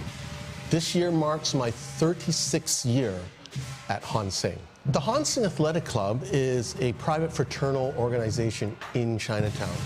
We're one of several what we call clan society associations. But Hansing is unique in that our patrons are the Wong's Association of Canada, and they founded us in 1939. We were founded first as a line dance troupe to raise money for war relief back during the Second World War, to send money back to China to help fight the war against the Japanese. After the war ended, the Wongs had this vision, since they've already established this line dance group, why not build upon what they did a few years earlier? So they created this athletic club to also include other activities for their members to partake in, such as Chinese opera, drama, Chinese classical music, sports, and of course martial arts and line dance, which we consider as one department. Dragon and line dancing, as I understand it, goes back 2 millennia. Dragon line dancing symbolizes a very happy event that's about to happen. Line dance just symbolizes everything that is good, happiness, fortune, everything you want in life, but you know, I mean, it's just all rolled into this one dance that symbolizes all that. So the lion starts out sleeping, it slowly wakes up. It wakes up with a drum roll, with a series of drum rolls, and then it starts to preen itself, like as any animal would do after they wake up. They lick themselves, they clean themselves, and then they start to really fully awake. The lion wakes up, he sees that there's a lettuce offering for him on the bench, and so he now knows that that's his meal time. So he gets up, he cleans himself off, and then he does what we call his zhou-ying. He does his approach for the food. And the Chinese also have a tradition that when you're offered something, you bow 3 times to whatever the offering is as a blessing. So, you know, the lettuce is there, the lion sees it, he looks around to see if there's any competition. When there's none, he bows 3 times to thank whoever put the offering there, and then he does his approach to pounce on the lettuce to eat. I hope to see several clubs like Hansing, either in the Chinese community or outside the Chinese community, just keeping this tradition alive and continue to pass them on to the next generation of youth.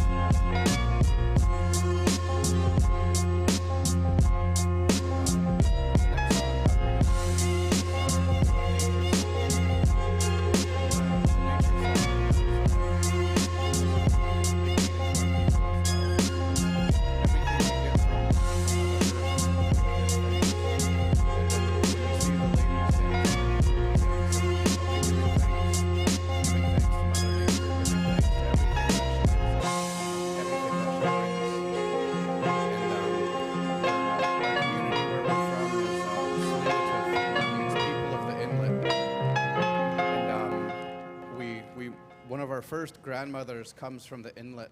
You know, one of our men was raised by the wolves, so we're also the wolf people.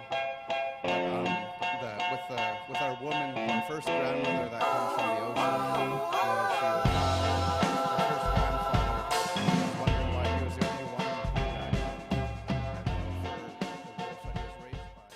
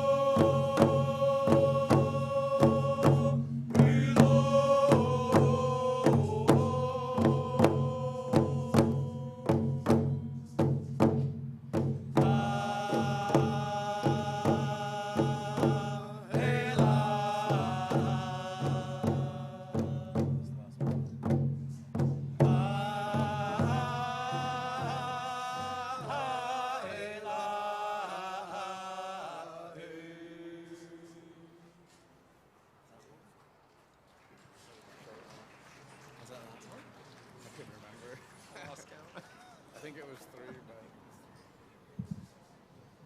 oh well.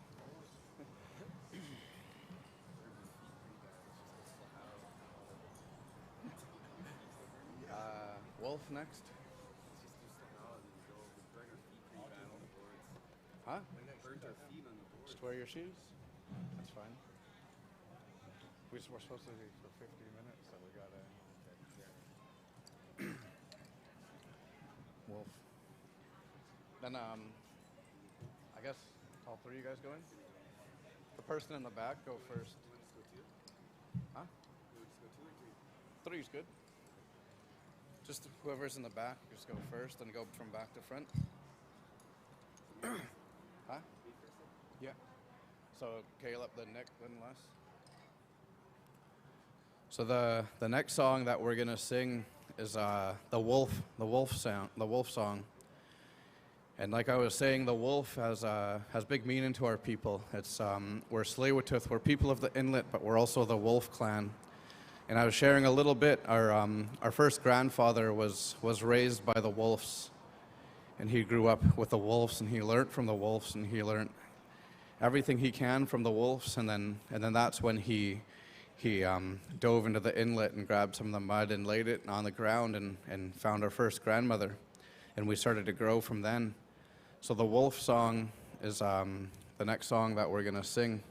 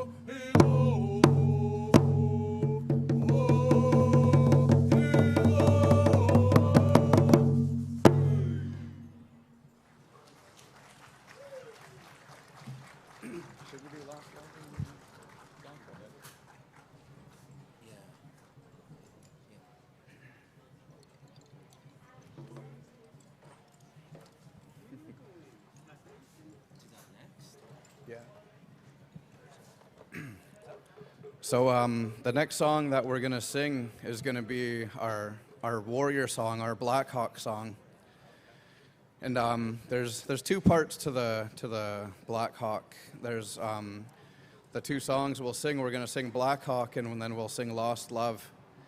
And Black Hawk was one of our warriors, and he was supposed to uphold and make sure our people are following our protocols, following our ways. And there was a little bit of a disagreement for some hunting grounds.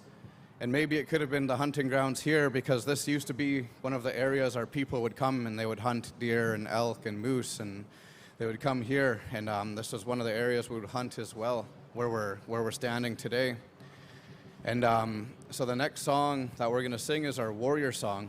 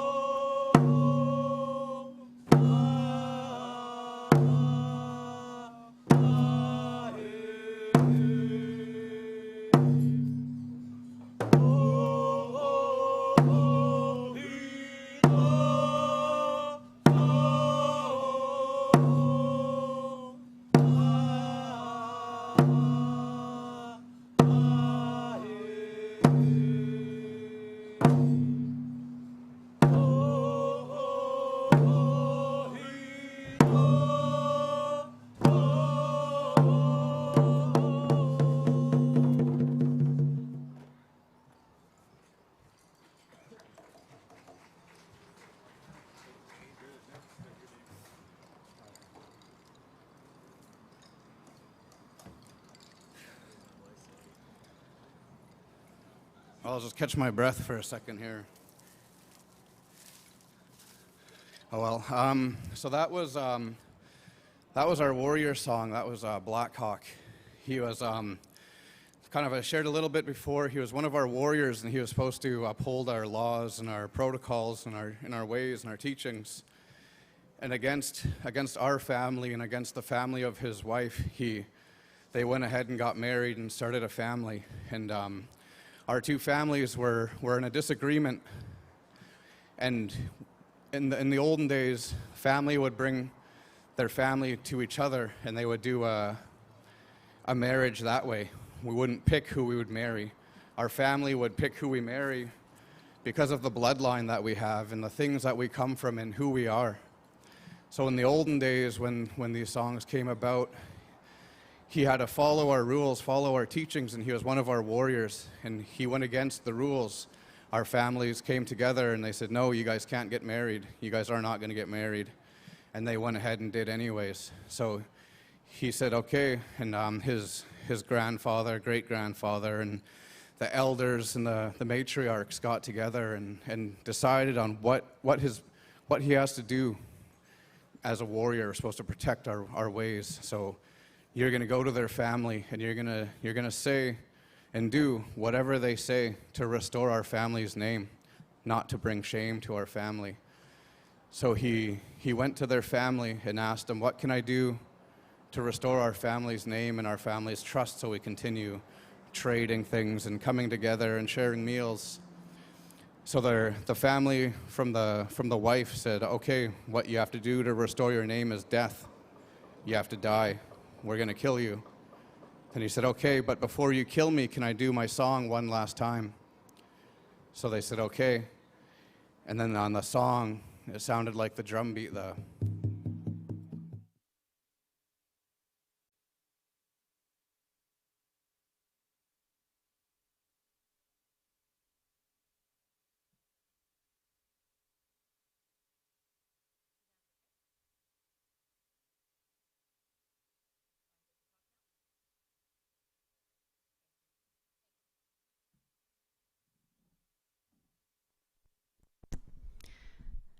So the first race of the afternoon is race number 10, the mixed division 200 meters round 2 or semifinals. The boats are all out on the water here, just heading into the marshalling area on the water at the starting line. You can see boat number 2 coming on in. And everybody's just getting settled into the marshalling area. It'll be handed over to the starter in a moment. So in lane 1, we have Vision Impossible. This is a team of mixed, partially sighted and blind paddlers. Lane 2, Ducks on the Docks. Lane 3, we have Max Storm. In lane number 4, we have YG Team Canada. In lane number 5, Dragon Hybrids. And in lane number 6, Krosna. So this will be a tighter race than you saw in the early heat, but still a little bit of separation. You might see the teams in lanes 3, 4, 5 possibly pull out a little bit ahead early on. They are at the start line, just waiting for the starter to tell them when to go.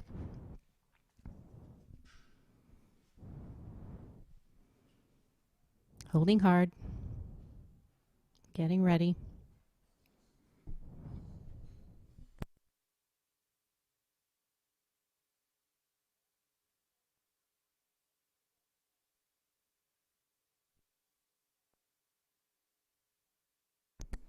Looks like everybody is lined up.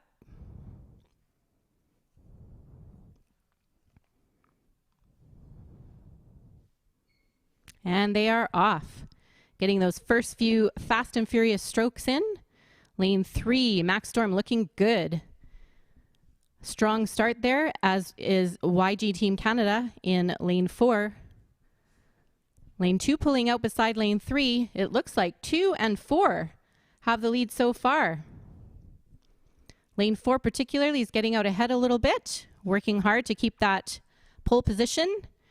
Lane number 2 doing their best to gain some ground, take a few seats there. pretty much neck and neck at this point. Lane 4 out ahead. It looks like they have the lead and they're going to maintain it. They're about a boat length ahead at this point. And as they approach the finish line, here we have unofficially YG Team Canada in lane 4 crossing first. Ooh, neck and neck, 2 and 3, photo finish, 5, I'm not even sure. And here comes lane 6, Krasna, followed by lane number 1, Vision Impossible. Amazing race. Second and third, it's a photo finish, so we're going to have to wait for the results to see what the actual timing was. Fantastic race. As I said, these races get more evenly matched and closer together and more competitive as the day goes on. Great race, everybody. See them giving fist bumps, pats on the back. They are spent.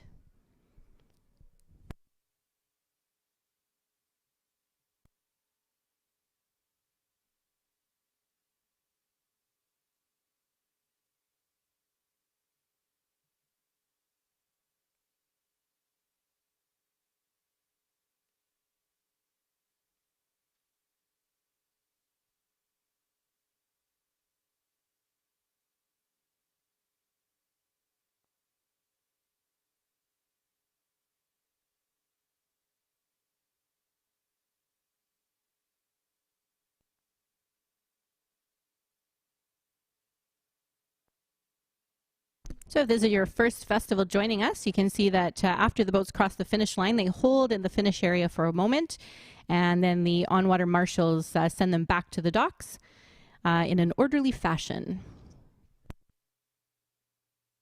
This is actually a great chance for a little cool down on the water as well, because it's being a sprint sport. The muscles get pretty tight after that really, really fast minute or so sprint. So this allows a little bit of cool down time on the water, and then they have a chance to cool down a bit more on land afterwards as well.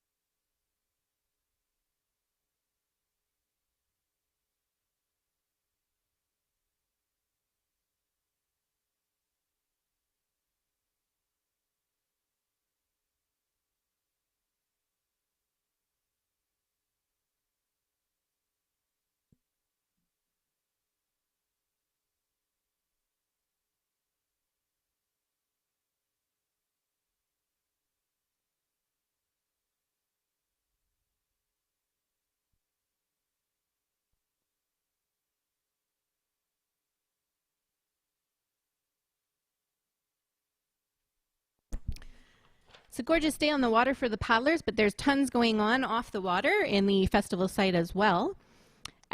Starting at 1 o'clock, we have Darren Yelton, who will be starting the Squamish carving demonstration in the Indigenous Cultural Pavilion.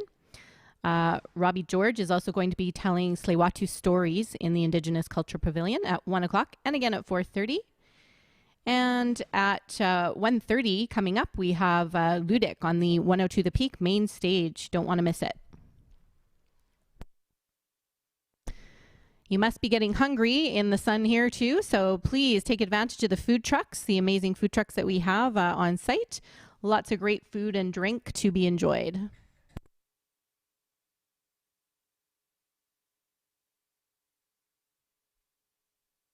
And you can pick up some festival merchandise and other great merchandise at our vendors in the marketplace as well. Pay them a visit, say hello, and get yourself some festival gear and souvenirs.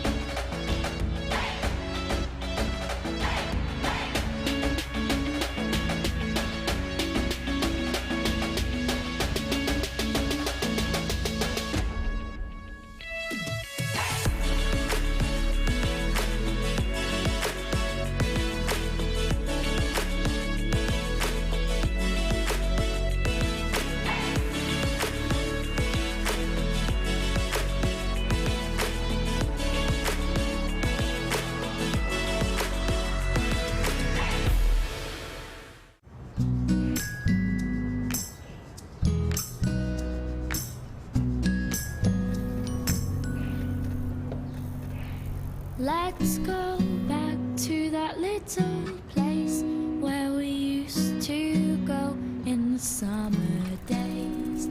The lodge by the water's still my favorite place, and I could come every year and it wouldn't change.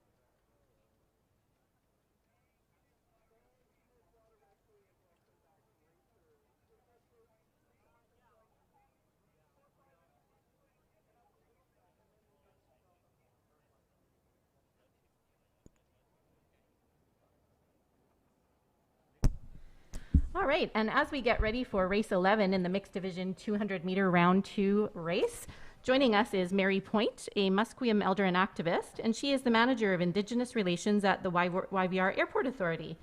Welcome, Mary. Haichka, I'm very excited to be here, and I just want to say, Asiem Nasiea, Anta Mary Point, Tanitsanakwo Musqueam, Amid Sepquaquilum. In the language of my ancestors, I let you know that I'm from Musqueam, and I give you a big welcome to our traditional territory, which we share with our relatives from Squamish and Tsleil-Waututh. And I'm really excited to see all the racers out on the water today. We're going through a bunch of canoe races ourselves these days, and we're winning some, and it's a very exciting day. That's amazing. Well, thank you for welcoming us. Our race is underway, fast and furious, these 200-meter races.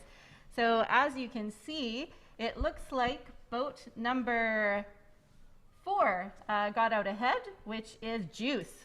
Not a big surprise there. They're a very, very competitive team. They're digging hard. Boat number 3 is doing its best to give them a challenge, Starbucks Wave Runners. But it looks like 4 has a very, very strong lead at the moment. And you can see the nice V shape as we see that beautiful aerial view. That's typical. The middle lanes are usually a little bit faster. We're coming up on the finish here.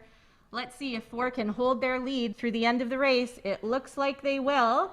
Yes, they will. Number 4, Juice, coming in strong, followed very closely. 3, Starbucks Wave Runners. Starbucks. There comes 5, Dragon's Own Twisted Hips, 2 and 6. 2 and 6 are neck and neck there. Absolutely. And we should see lane number 1, Dragons in Sight, coming through if they're in the race here. I didn't see them at the start line, so perhaps they didn't join. Oh, here they are.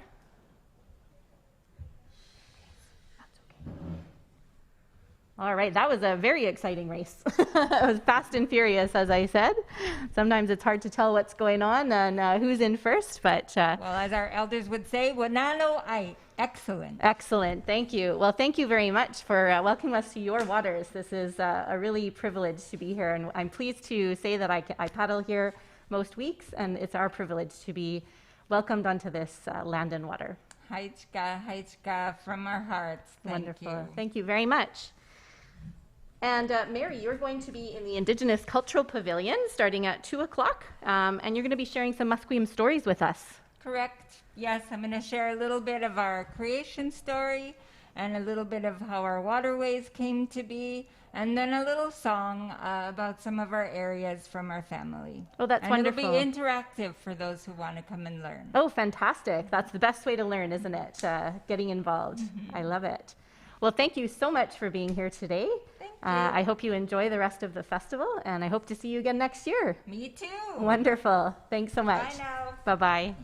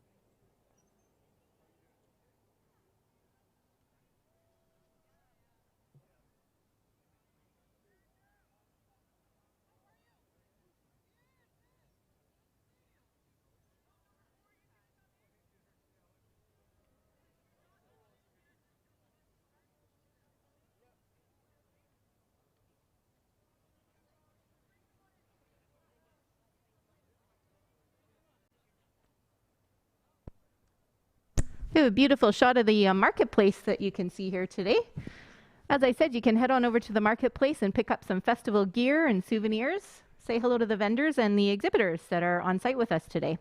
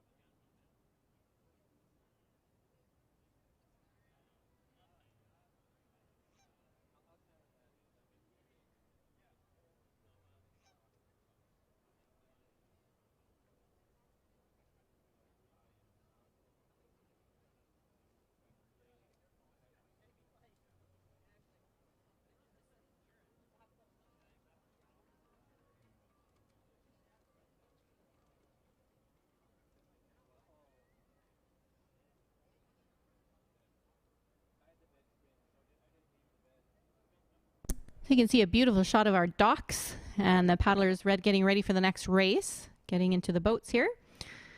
They need to load in, you know, in an orderly fashion, but as quickly as they can, just so that we can keep everything going on schedule. And we have a really fantastic team of dock crew that help them out, especially our dock marshal. You always feel pretty great when you walk down the ramp to the dock and you get the dock marshal calling your name. It feels pretty good as a team. Everybody cheers. Feels great. So if you ever walk around to that side of the festival site, you can get in on that action too.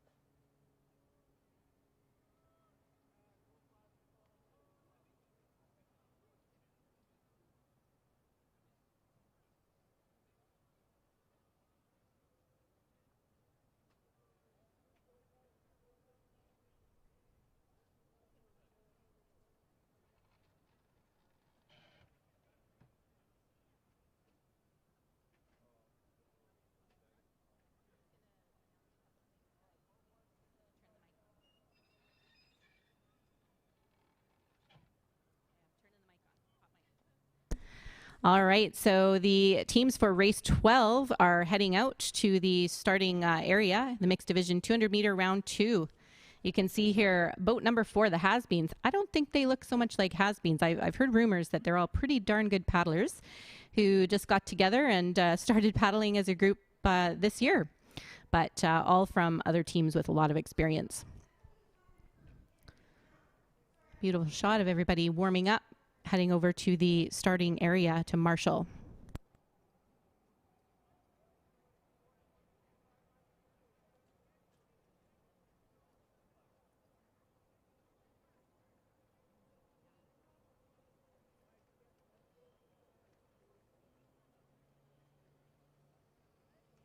It's great. These teams are coming into the starting area very nicely. We've got 4 teams so far. Just waiting for the last 2 to head into the marshalling area on the water. Last chance to talk as a team before you get started, because you certainly can't talk anyway socially while you're on the dragon boat. The caller does most of the talking, sometimes the steer. Sometimes there's some calls from within the boat as well. If there's a timing issue within the boat, or if the people in the back feel that the boat needs to move a little faster and they just want a little bit more reach so that you get the heavy water up front in the front part of the stroke, they might call that as well. But for the most part, it's the caller. Teams usually have a race plan. There's a little bit of flexibility within the plan, depending on what's happening, of course, in the lanes beside them. All right, boat 2 coming in here. Mid-Island Masters are one of 2 visiting teams, but from the furthest away from Vancouver Island this year. Hopefully next year we'll be back to international teams being able to join us as well.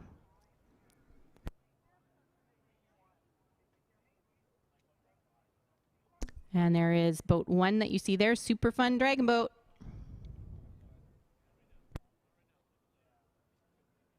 I have a feeling it's going to be a fun and fast race.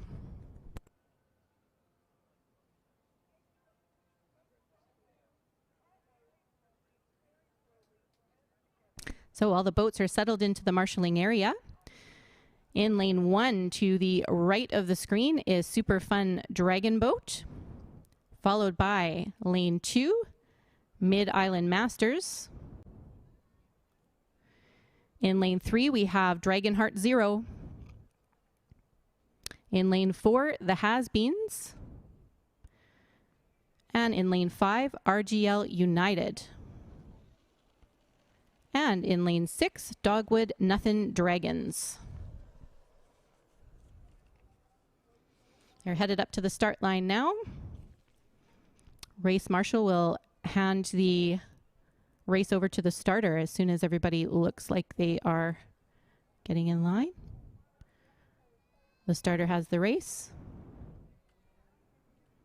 And the tide's definitely gone down. They'll be dragging some heavier water here.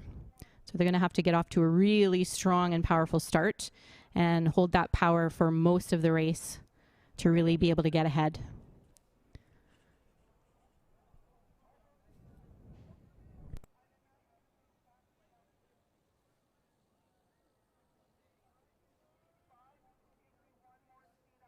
They're holding hard.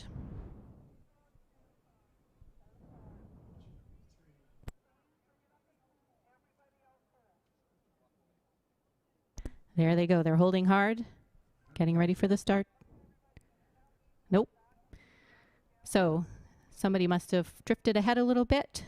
Sounds like the starter's going to back them down and have them come into the starting gate again.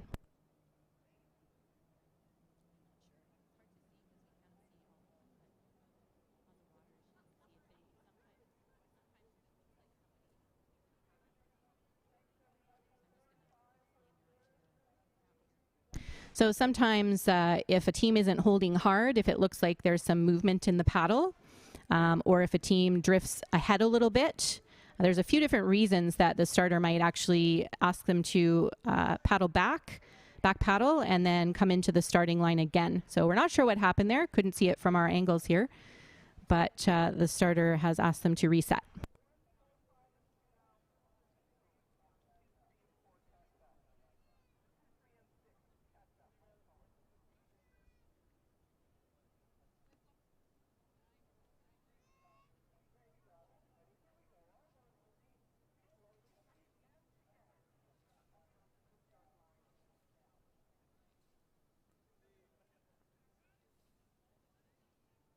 Okay, it looks like everybody's ready to move up to the starting line. Just a couple of little strokes is all you need sometimes. They don't need to do any aggressive paddling.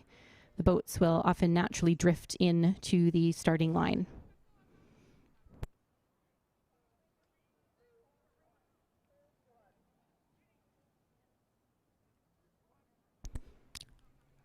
Just waiting for boat 4, it looks like, to get ready in position at the start line. All right, holding hard again. Try this one more time.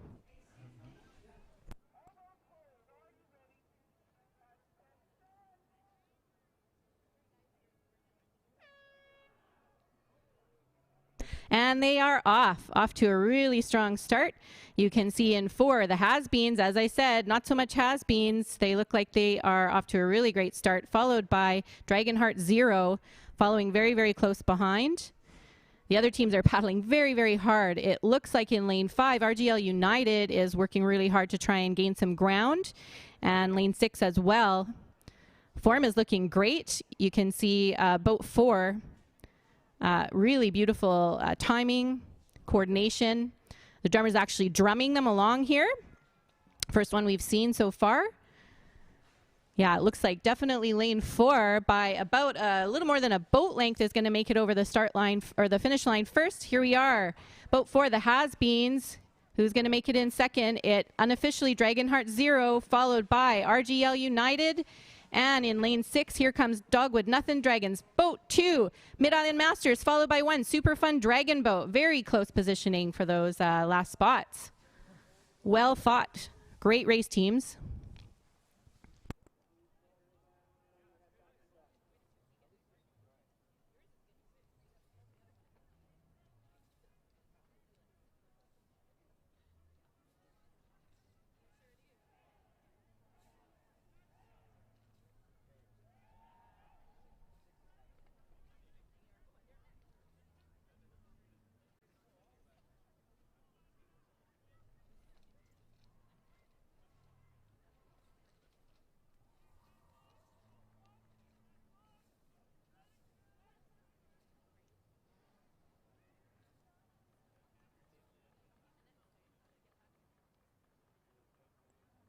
These teams must be really pretty exhausted. That was a really, really tough race. It looked like a fast race. And as I said, the water is quite low at the moment. The tide's out, so, or it looks like it's fairly far out. So these teams have got to be hurting.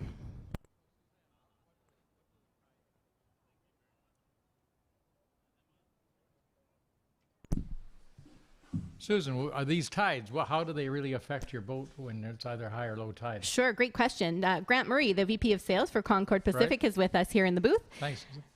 Thanks for coming and joining us today. This is fantastic. We got a fantastic day.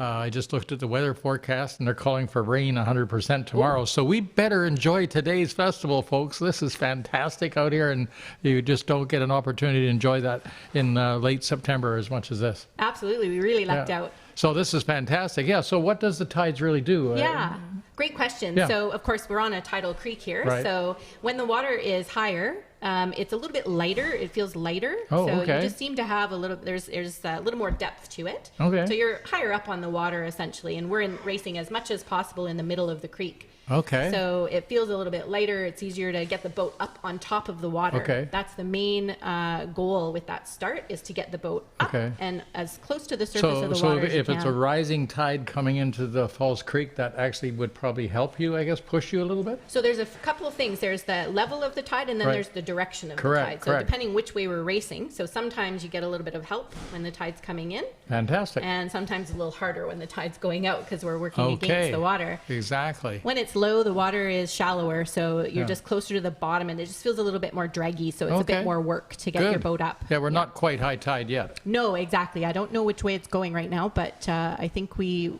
don't know if we're at bottom tide, at low tide. I think it's been rising, but anyway. Great. But yeah, it's the water, we have to paddle in all conditions. Okay. So everybody has to get used to it at the same time. Good show. Yeah. So who do we have coming up in this race? So this is our number 13? This is race number 13. Race 13. So we have a Concord team we have the Concord Flying Dragons. They've actually done well over the years. They sure have. Yeah, they're a great team, really strong crew. Good. Yeah, and some of the other teams we have are the Grand Dragons. They are a seniors team. Okay. And the Pirates, who are from out in the Fraser Valley. They come to us from Harrison Hot Springs. Oh, wow. So we got some people all the way from Harrison. That's fantastic. Right. Yeah. And then some local teams, Dragon's Own Fire Truck, they're a very competitive team as well. Eternal Dinosaur, which is my team. So Are they an actual dinosaur, or do they win as well? They're not dinos.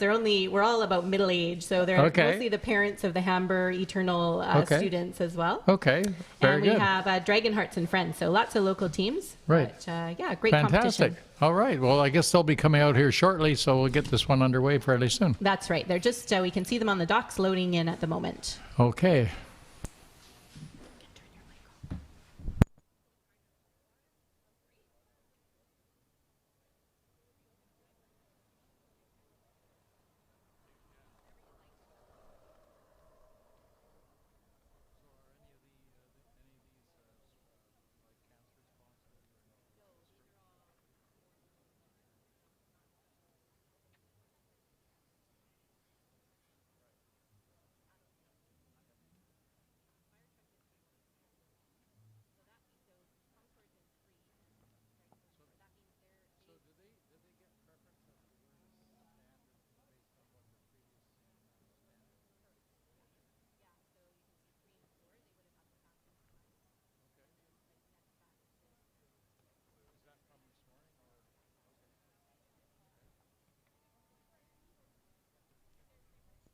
About that.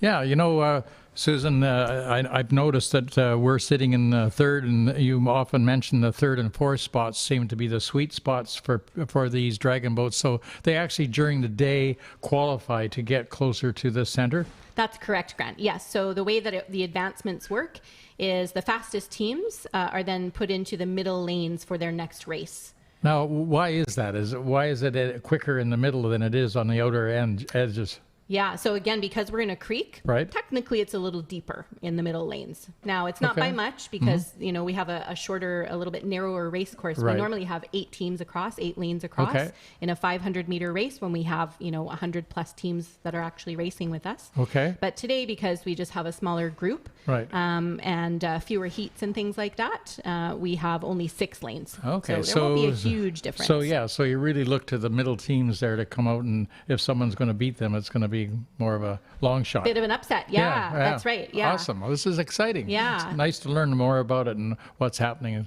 so that folks out there understand what's going on. Absolutely. So look for the third and fourth teams to be probably the strongest in this group. Yes, most likely. Okay. Yeah, we'll see if there's any surprise underdogs in here. Sounds great.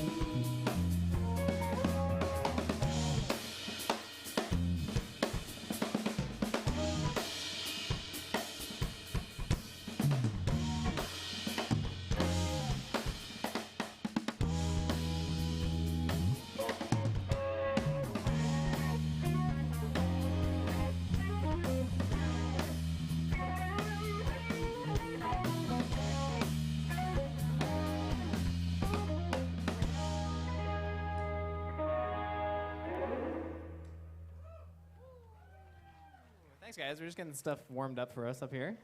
This is a last-minute thing, so I appreciate Dragon Boat Festival for having us. We're going to play our next song, which is called My Love. My Love.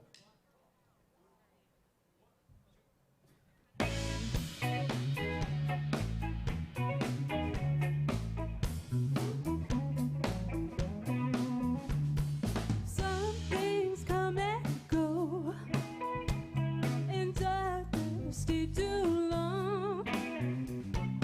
Hold to what you have, don't let it slip away through the cracks.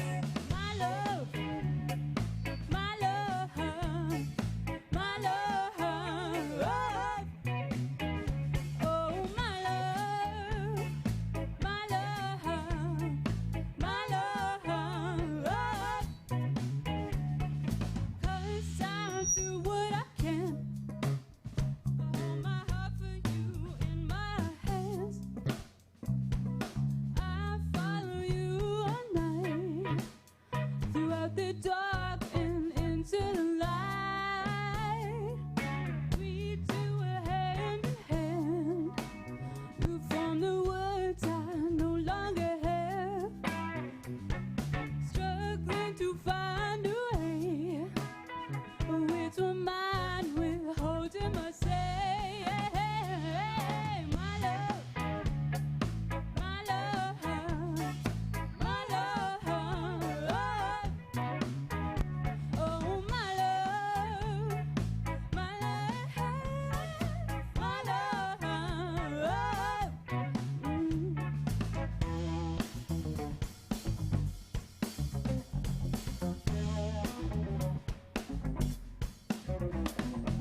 My fingers clench around your head, and I can't pretend that I think about you. You know it's true. Something in me, I breathe it in.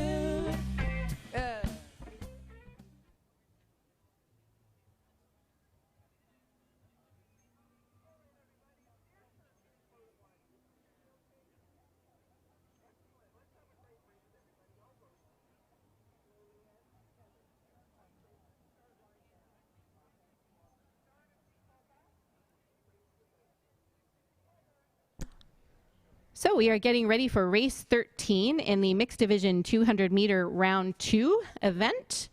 And with me in the announcer's booth is Charlene Alec, who is an elected councillor of the Tsleil-Waututh Nation. She was just on stage performing with Children of Takaya and very graciously made it over here.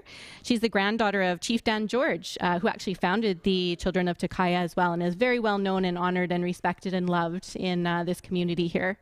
And she's a spokesperson for the Tsleil-Waututh Nation Sacred Trust Institute, mother of 4 and grandmother. You might have seen some of her kids and grandkids up on the stage with her. And any of us who are over about maybe 40 would remember her from the Beachcombers as well. So welcome. She's obviously very accomplished. Welcome, and thank you for being here, Charlene. Good afternoon, and thank you for having me. Yes, I'm so happy to be a part of not just the festival, but to be able to sit and see the canoes all lining up for this glorious day of racing. Absolutely. Absolutely. And they're ready to go. So we're going to get right into the race here. You can see they're holding their paddles very, very hard. And Charlene's going to walk us through. Here they go. There they go. And it looked like they called the race. They're off to a great start. It looks like boat 4, which is Dragon's Own Fire Truck, is out in the lead in the first few meters of the race here. And pushing hard, boat number 5. Eternal Dinosaur. Yeah, boat 4. Dragon's Own Fire Truck is really taking the lead. You can see their beautiful timing, really, really digging deep and driving into that water. You can see the top hand drive showing how deep they're getting into the water there. It's going to be a really tight race for 2nd and 3rd here. We can see Fire Truck pulling out very, very far ahead, at least a boat length. Here they come over the finish line, unofficially 4. And in coming across in 2nd, it looks like boat 3, Concord Pacific Flying Dragons, followed by Eternal Dinosaur. Boat 2, Pirates, followed by Boat 6, Dragon Hearts and Friends. And here comes one, the Grand Dragons. Cheer them on through that finish line. So there you go, Charlene. Fast and furious, these races. There it is. Done. Yeah, there it is done. And this is your first time to the festival, I understand. Yes, it is. I'm feeling a little bit shy that this is my first time to the Dragon Boat Festival at all. Well, we hope you join us in future years. And yeah, we really appreciate you coming down and sharing Children of Takaya with us as well. Absolutely. It was our pleasure. Thank you so for much. having us. Wonderful. Thanks so much. Okay, thanks. Bye. Bye.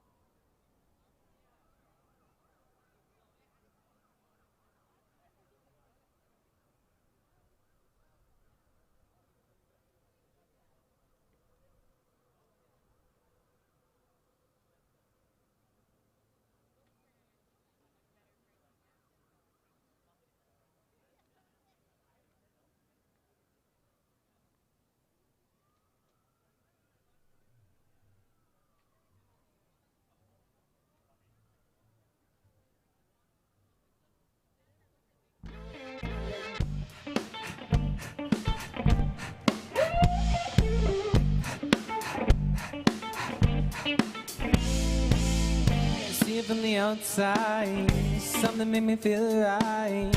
Honey, you'll be all mine, hanging on my lifeline.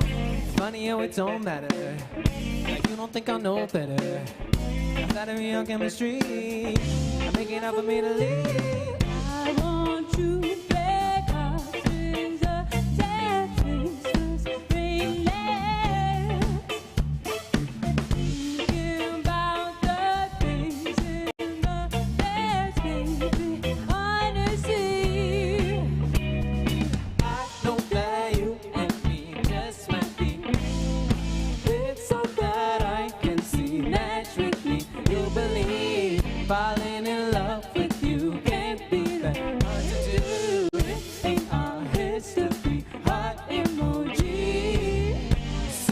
in my lap. Butterflies be flying past. With you I know we'll take it slow. See it in your eyes, know what it's about. One more look, it'll flip me around. Up on me, skip on my life. Oh, baby, I feel alright. I want you back, heart sings a sad faceless rainless. Thinking about the things in the past, baby, honestly. I know that you and me just might be.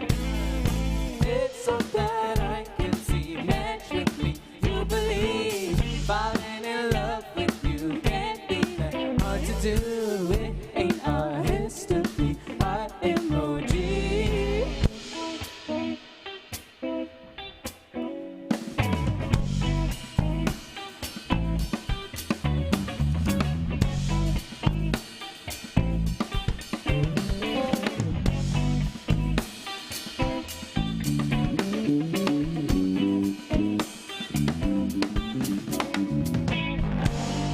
About the things in the Past, maybe, honestly. Yeah, yeah. I know that you and me just might be. It's so that I can see. Match with me, you'll believe. Falling in love with you can't be hard to do. It ain't our history, our emoji.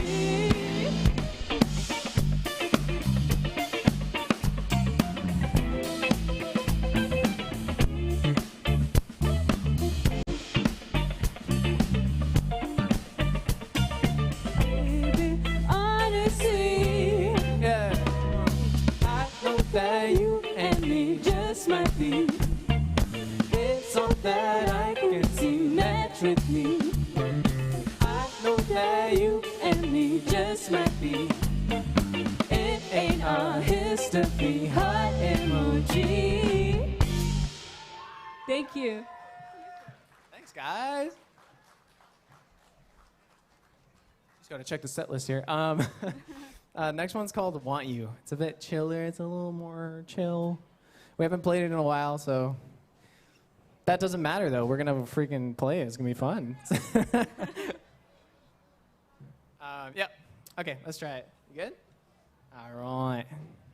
Yeah, thanks for coming out, everybody. It's been really nice out here. Yeah, Very really, hot. you could be anywhere right now, but you're sitting right here, and that means a lot to us, so thank you.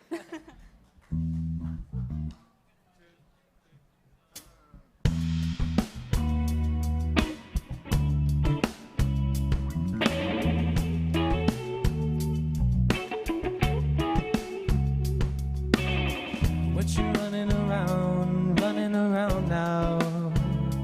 Yeah. What you thinking about now? Yeah.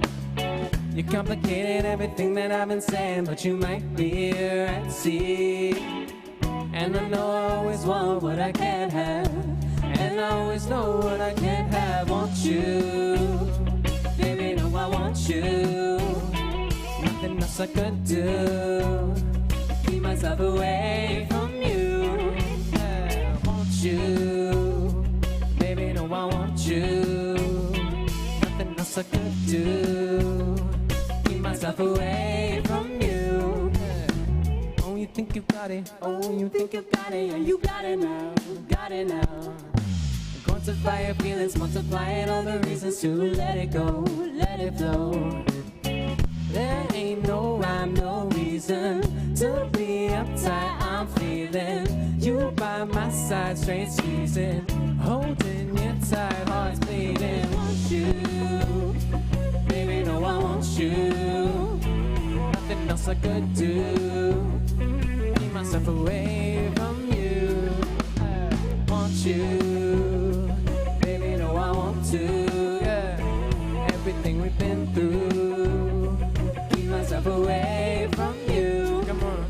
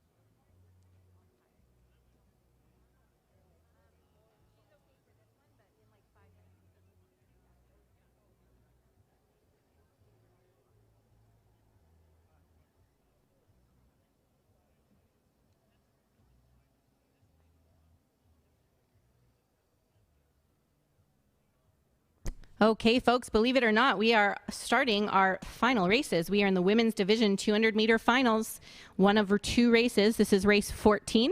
You can see the teams are out on the water getting ready to go into the on-water marshalling area. A couple of teams already there, a couple of teams coming in. We have 4 teams in this race. Getting a little bit of a warm-up in. I've heard it's really, really hot out. I'm inside today, so and the sun is beating through the window here, but I've heard it's pretty roasting out there, so make sure you stay hydrated, get some shade when you can. Here come the remaining 2 boats into the starting marshal area. This is boat 2, Istanbul Breeze. Cheer this team on. This is their very first Dragon Boat actual race outside of practices, and they're all new paddlers. 25 Turkish women. And you can see here, boat 3, FLCC Defiance. They did really well in their semifinal as well. Coming to us from Fort Langley. So, everybody's ready in the on-water marshalling area here. Probably be a pretty quick start if everything goes well.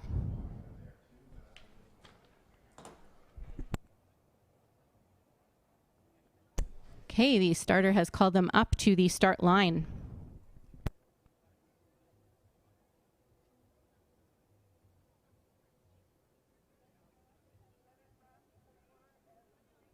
This race will feel a little different for them. It's a little hotter out and the water's a bit lower as well than it was this morning. So they're going to feel a different kind of weight of the water as they paddle.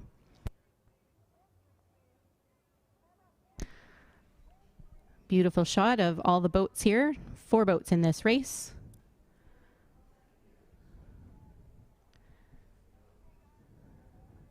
In 2, we have Istanbul Breeze. Looks like Century Dragons are backing down a little. Lane 4, we have Sisters in Sync.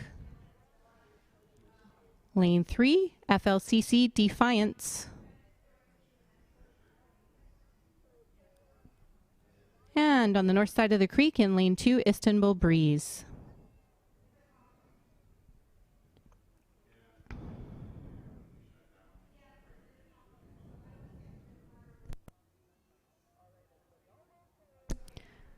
Getting ready and centered before their race starts, their final race. They're going to have to give it absolutely everything they've got.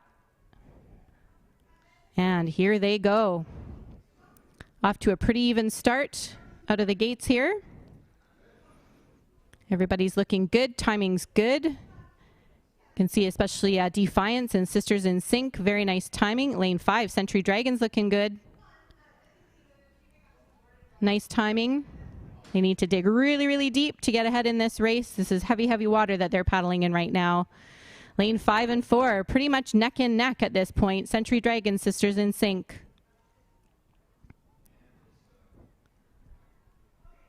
And it looks like lane 4, Sisters in Sync, is out ahead. Here we go. We can see a little better shot here. Followed by possibly lane 3, FLCC Defiance, fighting hard for that first and second position. Ooh, Defiance is pushing ahead. You can see that dragon head surging along. Are they going to pass? We will find out very, very shortly. They're coming up on the finish line. It looks like lane 3 managed to pull ahead. Lane 3, Defiance, followed by unofficially Sisters in Sync in lane 4. Here comes lane 5, Century Dragons, and Istanbul Breeze. Well done, coming over the line. Very close race. Unofficially, it looked like Defiance, followed by Sisters in Sync and Century Dragons, Istanbul Breeze. But we'll have to wait for the official results. As you can see, these final races are very, very evenly matched. So you have to keep your eyes open. Blink and you'll miss the finish.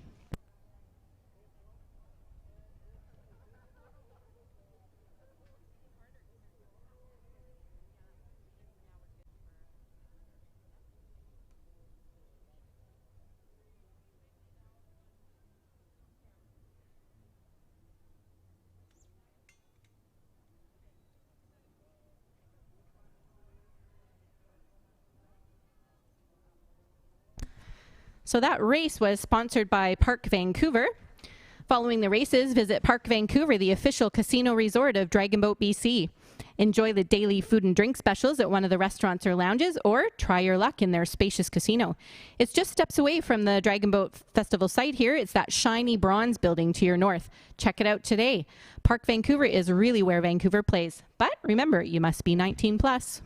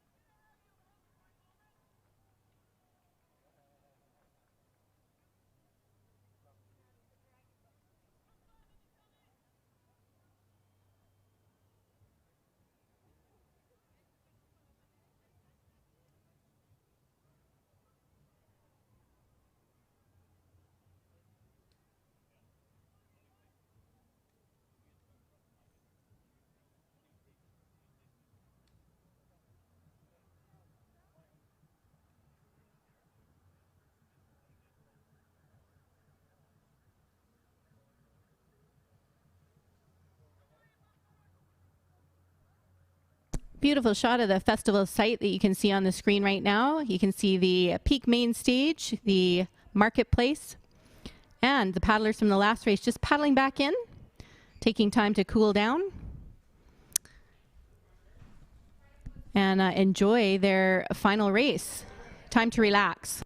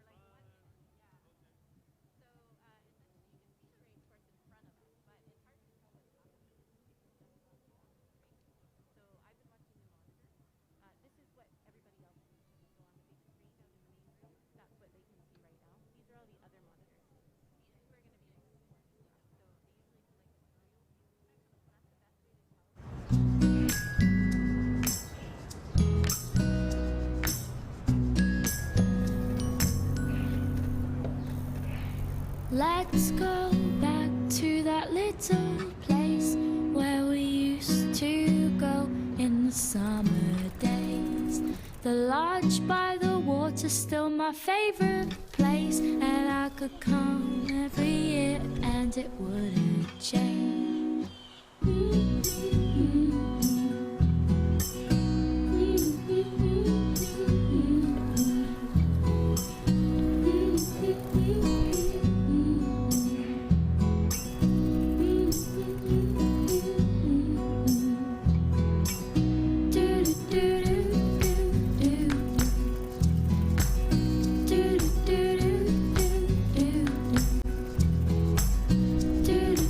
Do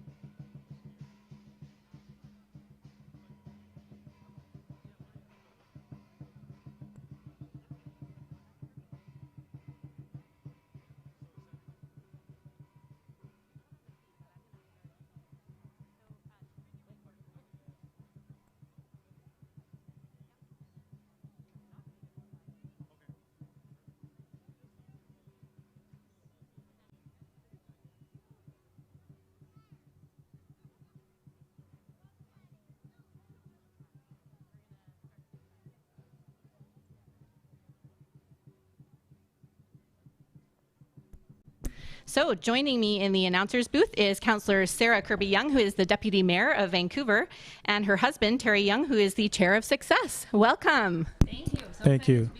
We're excited to have you. So we are going to be calling the Peak Technologies Women's Grand Final Dragon Boat Race.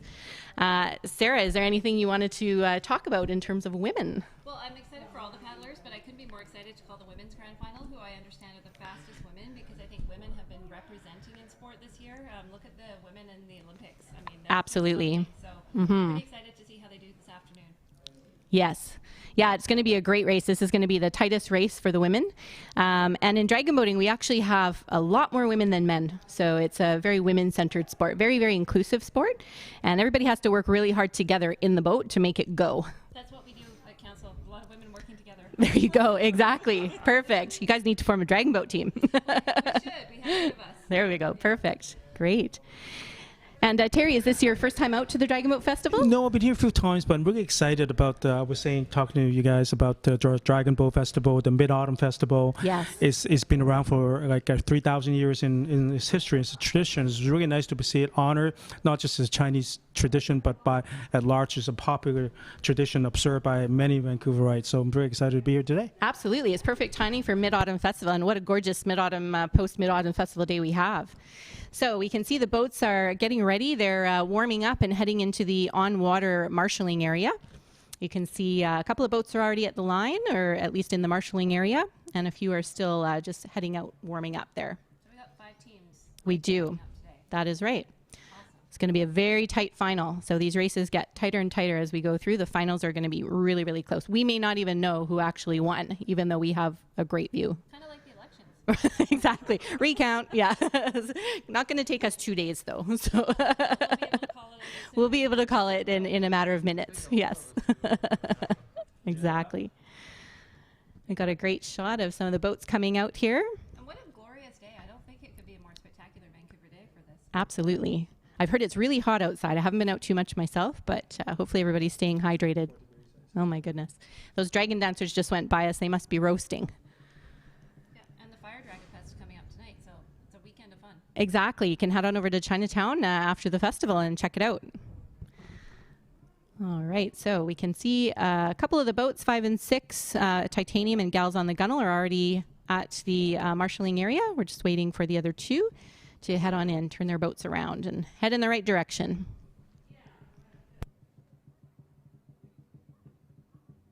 Oh, it looks like we see them lining up there. Yeah, so 5 and 6, they probably got off the docks a little bit earlier. And here comes number 4 heading in. That is FRCC Masters from our friends over at False Creek. And lanes 3, 4, actually these are all really competitive teams, so this is going to be a great race. Typically the middle lanes are the faster lanes, so you might see them pull out a little bit ahead, but could have a surprise. We don't know. You never know. It's never done until it's done. Right? That's right. And 2 and 3 are coming in. So in lane number 2, we have FLCC Race Crew. In lane number 3, we have Dragon Zone Fire Truck 0. In lane number 4, we have FCRCC Masters. Lane number 5, FLCC Titanium. And lane number 6, Gals on the Gunnel. You gotta love that name. It's a good name. So the gunnel of the boat, you want to keep your hip right to the very, very edge of the gunnel. And you actually lean out of the dragon boat a little bit when you're paddling so that you're just on kind of one bum cheek, if I may. And you get a lot of leverage with your legs as well. It's a whole body sport, not just for the arms. So how many people on each boat? There's 20 paddlers plus a caller. So you can see the caller or drummer at the front of the boat and a steers person at the back. The drummers, we don't normally have the drums on other than during festivals, but it's a great when all the drums are going at the very end of a race in particular. It gets the spirit of the dragon boat going. Well, you can see this dragon going by us while we're waiting for the teams to line up. Just a beautiful dragon this afternoon. Pretty spectacular. All right, it looks like the boats are heading to the start line. Madam Starter likely has the race at this point. Yes, they're drifting in. They're getting ready to hold hard.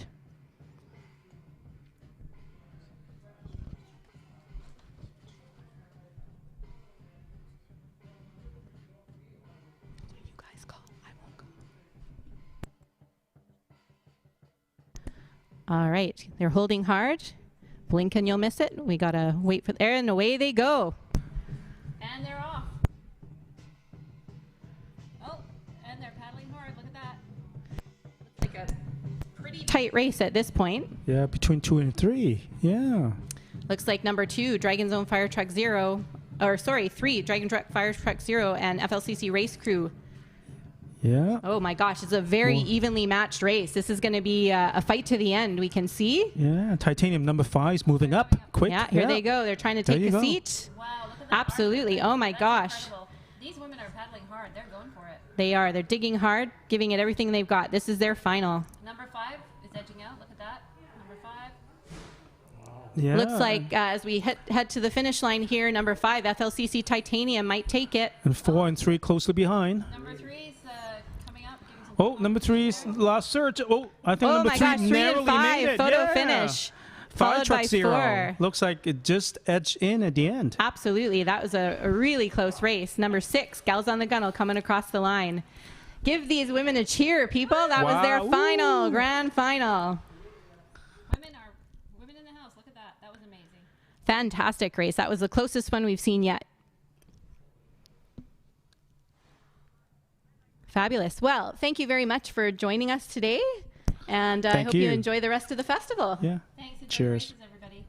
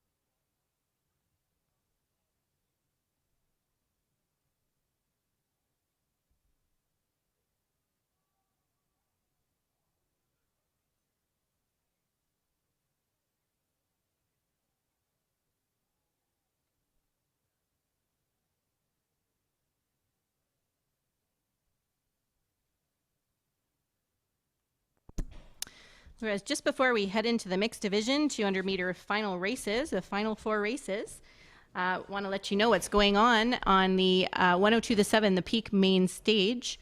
At 2:30, it's Desiree Dawson. Coming up at 3:30 is Coastal Wolfpack. And then in the afternoon evening program, after the races are finished, we have Missy D at 4 o'clock, Matthew V at 5 o'clock, and Hotel Mira at 6 o'clock. Don't forget to check out the Indigenous Cultural Pavilion. At 3:15, we have Kung JD, who is going to share Squamish stories. Robbie George at 4:30, who's sharing Tsleil-Waututh stories. Mary Point, who will be sharing Musqueam stories. And also Darren Yelton is there doing a Squamish carving demonstration as well. Calligraphy demonstrations just started a little while ago in the Chinese Cultural Pavilion. They're going on till 6 o'clock. And at 2:30, we're going to be treated to a Chinese invention demonstration. There's all ages arts and crafts throughout the afternoon. And of course, you can see some videos in the tent as well that were put on by the Chinatown Heritage Society building, short videos, as well as this BC Sports Hall of Fame Chinese Canadian athlete artifact display. The videos are being played throughout the festival as well, and you can catch them all at both of those venues. You've probably seen the teak boat that is out around the center of the site by the food trucks. That is a teak boat that was from Expo 86. So some definite Vancouver dragon boating history on our site today.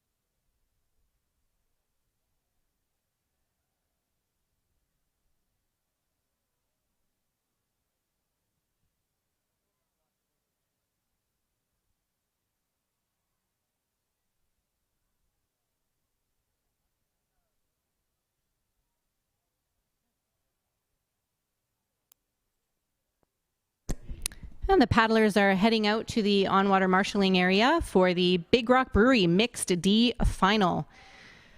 These races, again, are getting closer and closer. This is the D Division Final. You can see boat number 2 there. Super fun dragon boat. Everybody getting settled in on the water. It's a little bit of a different prep for the final than it is for the heats. For the heats, you're just getting used to being back on the water for the first one. The second one, usually you have your stride. And then the final, there's a little bit more pressure, obviously. But everybody wants to stay calm and focused for this final. And we can see boat number 4, Mid-Island Masters, heading out to the on-water marshalling area.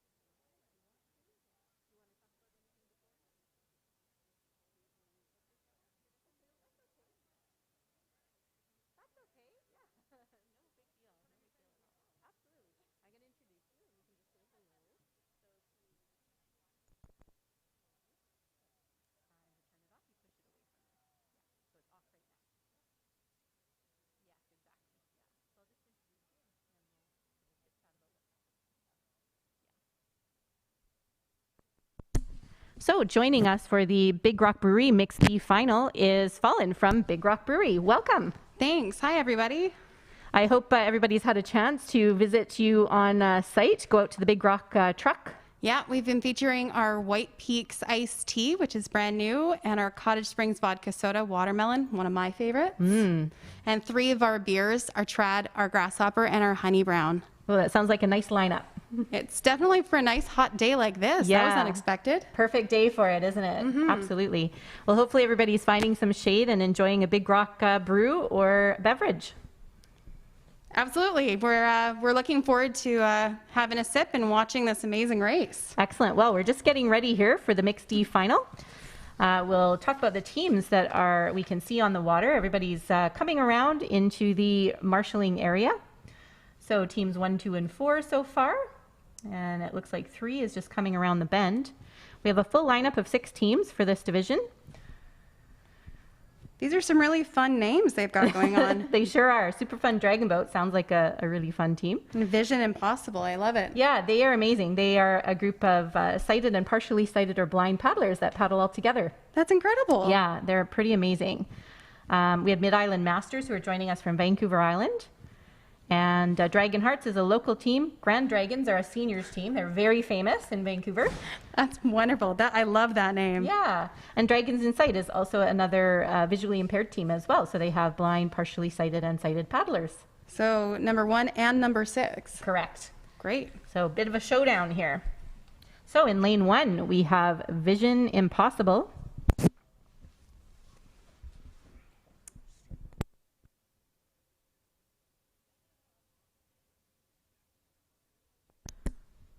There they are. You can see a nice close-up of lane 1, Vision Impossible. Lane 2, Super Fun Dragon Boat. In lane 3, Dragon Hearts and Friends. And you can see just a little bit behind them right now in 4, Mid-Island Masters. And there's lane 5 just coming up around the boat here, which is the Grand Dragons.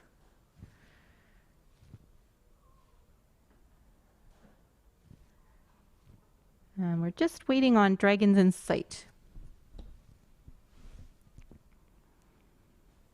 And there's Dragons in Sight in lane 6. There they are. So again, this is going to be a tighter race than we've seen up to now because it's the final. So you might see that lanes 3 and 4 might be a little bit faster than the others, but who knows, we might have a surprise from the outside. Everybody getting settled in. Just waiting to be called up to the start line. Looks like the race marshal has handed over to the starter.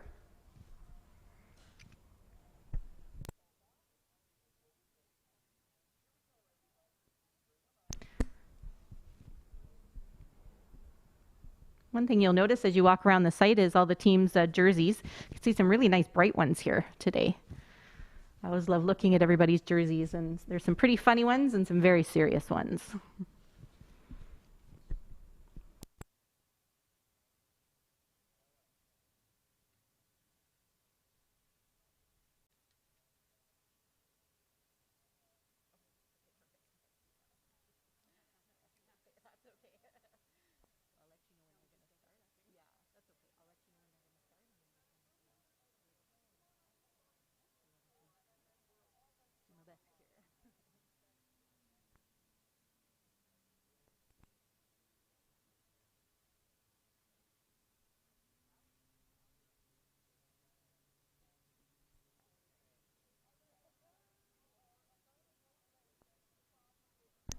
Okay, everybody seems to be lined up, so they are going to be called to go to the start line slowly and together.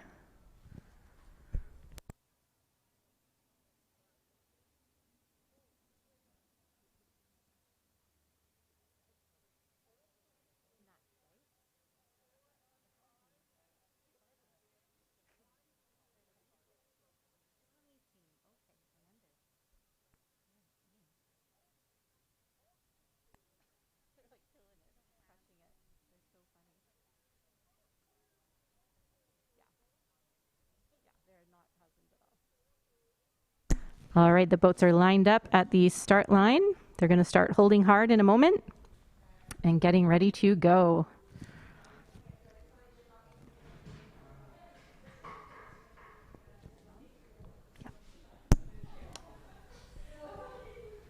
Holding hard, waiting for the starter to call.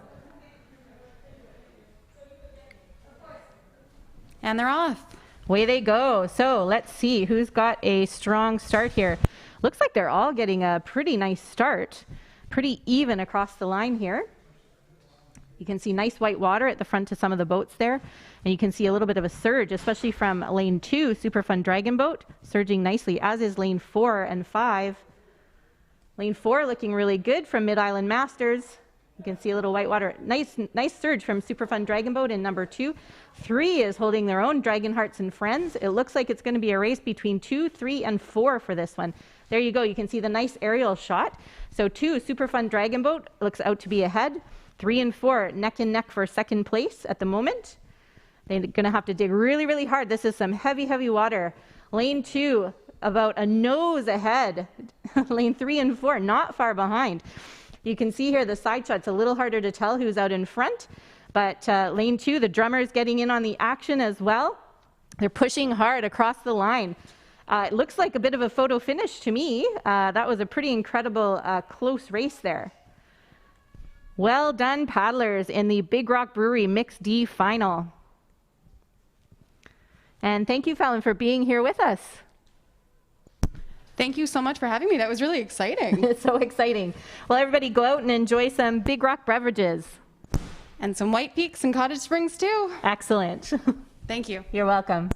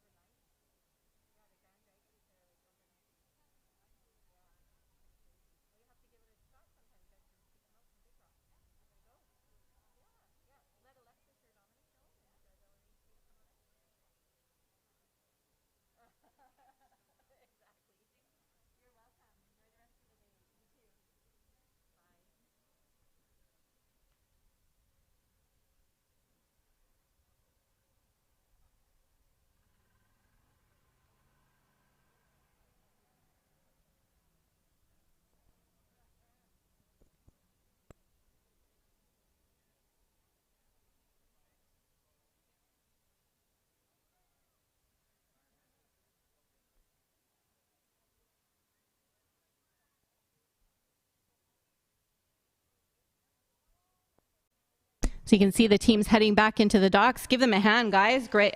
Boat 5 there is the Grand Dragons. They have paddlers that are over 80 years old on their team. They are a seniors team, 65 plus, but they even have paddlers over 80. So it just shows you that anybody can get in a dragon boat.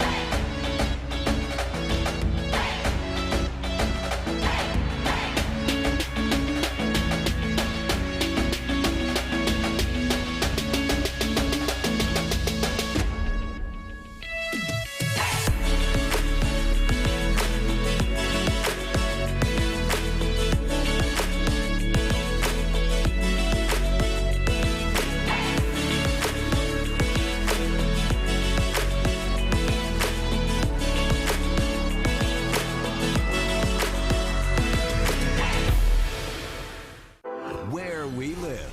Discover the unique diversity, character, and future of your community. We're at the Tour de Concord here in Metrotown. I'm with Peter Webb, the Senior Vice President of Concord Pacific. Now, Peter, tell me, how does this event kind of blend in with Concord Pacific's idea of building communities? Community is really what Concord is about. So for decades now, Concord's been building large master plan communities that include park spaces and outdoor spaces and activity spaces. What does it do for Concord Pacific to have an event like the Tour de Concord? Well, it connects us with the community. The biking community is very strong, obviously, and healthy, and all here today. Now people are out enjoying the sun and watching bike races. It's really good fun. Now, biking is a big part of your development too, Yes, right? Tell us about that. We're a future-forward developer, so we're always thinking of what the next thing is that we need to be doing to create and retain value in the homes that people are purchasing. Where we live. Your home, your community.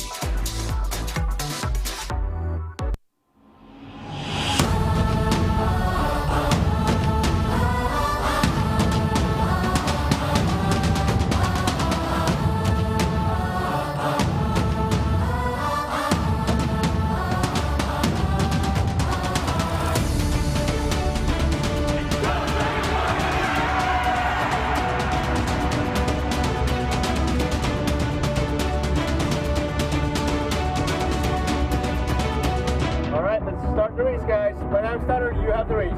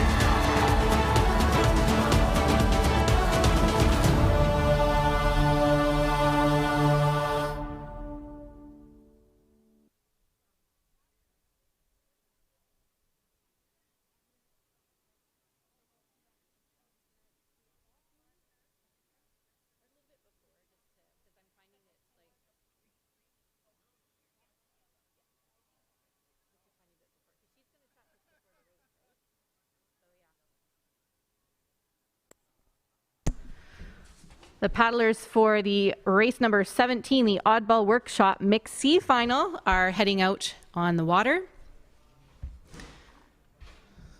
Getting warmed up for this final race of the 2021 Concord Pacific Dragon Boat Festival for them. Just a couple more races to come. Got a little bit of cloud cover, so hopefully it's a little cooler for this last few races here.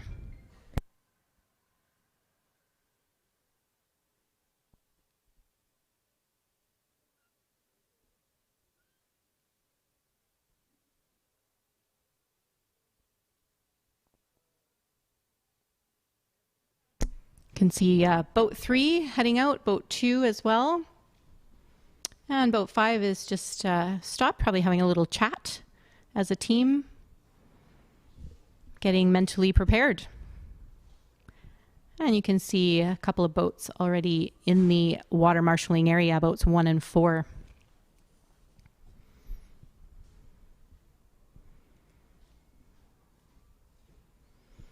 Practicing some paddling position in boat number 4. That's the Pirates.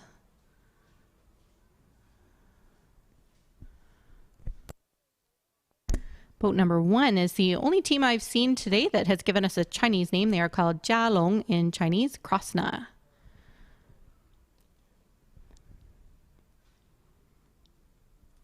And you can see number 4 Pirates, 5 Eternal Dragon.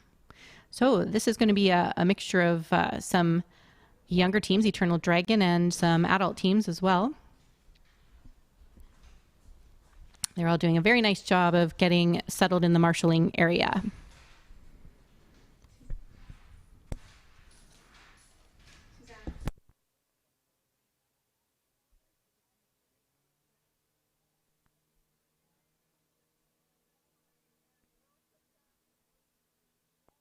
So in boat 1, we have Krosna.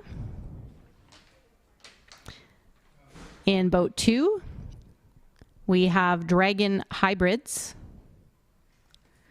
In 3, we have Dogwood Nothing Dragons. And you can see 4 behind them there, Pirates. And boat 5, Eternal Dragon, heading up to the starting line now. And in 6, we have Dragon Hearts Velocity, who are sitting tight at the start line. Very much in a ready position. So you get a really nice shot of boat 6 there. You can see that the front couple of seats are in their starting position. They go way down deep into the water and get way out ahead with their paddles, so they can grab that water as far out ahead as they can.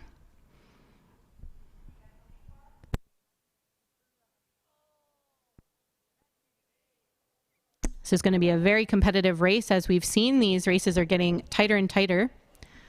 They're going to have a great catch, which is the front part of the stroke, as they start their race. A really, really strong start with their ups, which are a little bit shorter stroke for the first usually 10 to 15 strokes.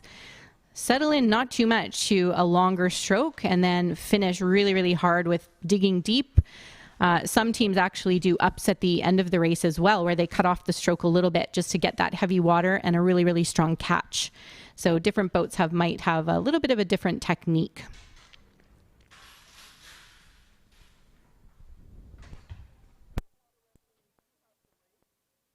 Looks like the starter's evening out the boats again, just getting them ready. She doesn't want anybody to get into the start line too quickly ahead of anybody else, or make anybody hold too long.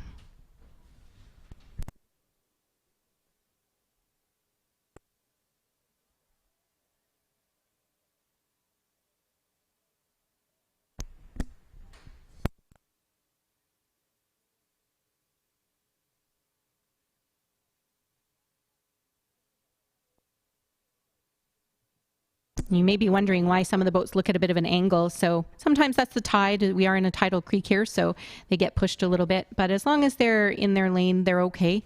The lanes are actually fairly spaced apart. It doesn't look like it so much when you see this, but they're actually spaced very, very nicely apart. And the boats try to stay roughly in the center of the lane. They're asked not to drift too much to either side. Again, giving that clear water of at least 2 meters between the two boats, between two boats. But typically you want to stay in the center of your lane, or at least towards the middle of the course as best you can to get that deeper water within your lane.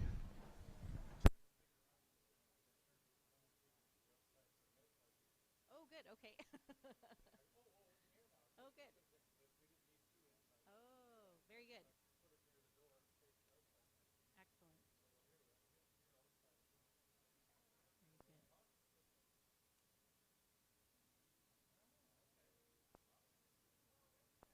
All right, so it looks like we're getting ready for the boats to pull up to the start line again. Just being held a little bit. This is second.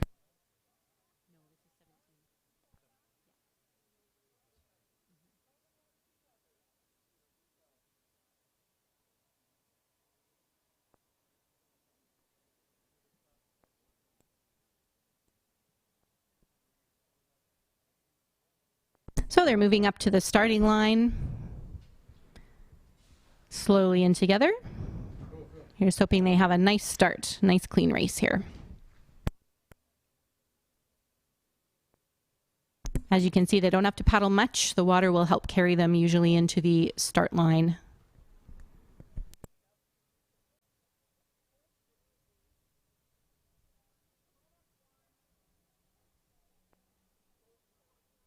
All right, looking good. Looks like everybody's settled into the start. Here's hoping for a quick getaway from the start line.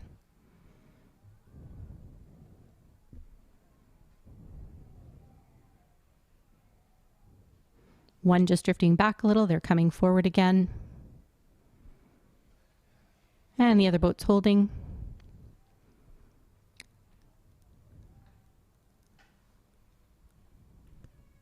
Here they go. They're off to a really nice start in lane 2. You can see Dragon Hybrids getting really, really good timing, digging deep into the water. It looks like boat 5, Eternal Dragon, got off to a really good start. Oh, we've got a little bit of close action in lanes 1 and 2 here. Looks like lane 1 has a little bit of trouble steering. They're heading back into their lane.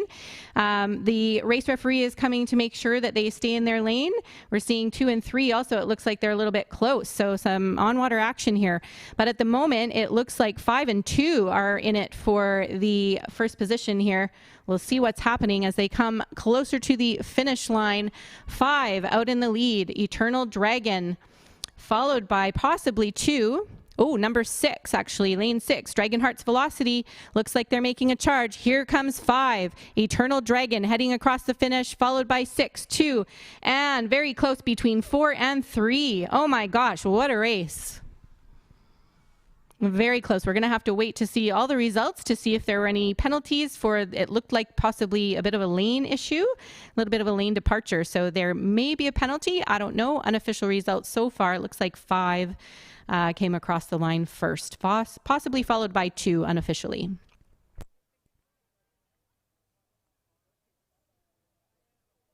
And everybody worked really hard today, giving each other fist bumps, pats on the back, trying to catch their breath before they cool down and head into the docks.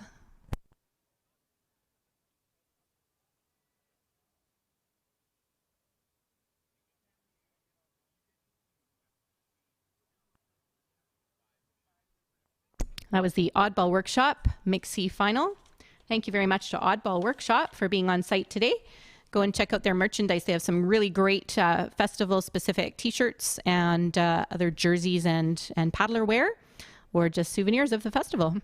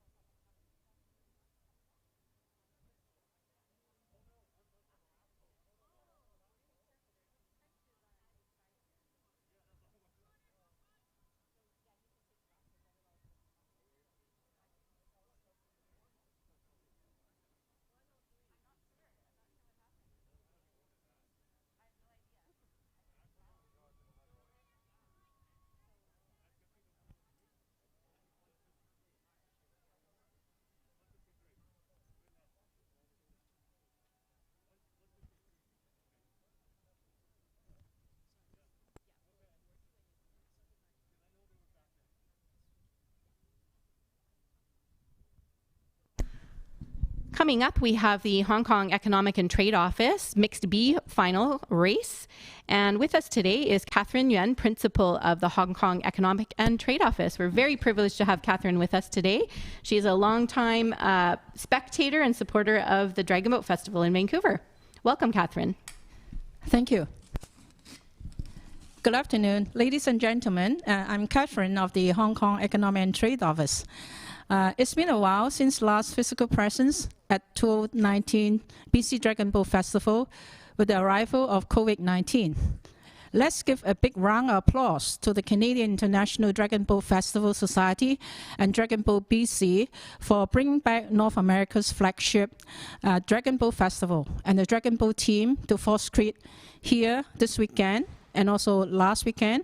On behalf of my office, the Hong Kong Economic and Trade Office, it's my pleasure to join you here for this in-person championship weekend.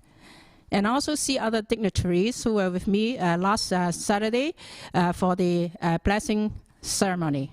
And we have City Councillor Pete Fry, Sandra Kilby Young, Success Chair Terry Young, and also Concord Senior Vice President Grant Murray.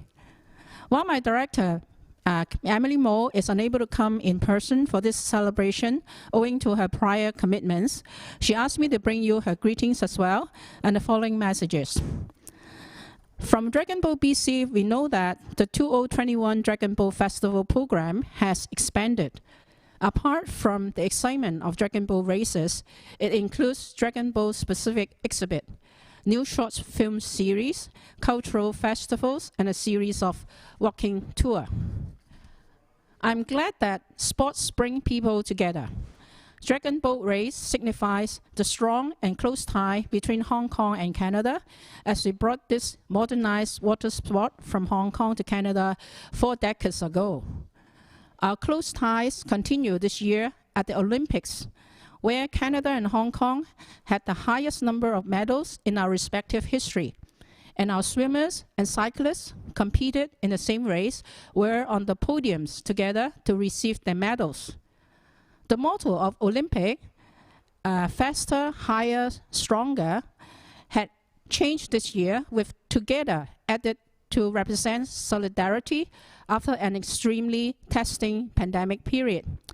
When we are exiting the pandemic, Hong Kong Economic and Trade Office is proud to be a key sponsor and be a part of the Concord Pacific Dragon Boat Festival Vancouver again, including the Hong Kong Economic and Trade Office Champion Cup coming next. Our office is also the sponsor of the Paddles Up, the Canadian International Dragon Boat Festival exhibit, which has already been launched in June 2021. The exhibition explores the Dragon Boat Festival's history in Canada with display of unique artifacts, including a teak dragon boat. This teak boat is one of the original 6 boats gifted by Hong Kong to Vancouver during the World Expo 86. This weekend, September 24th to 26th, will be a free admission weekend to BC Hall of Fame, courtesy of my office and the Dragon Boat BC.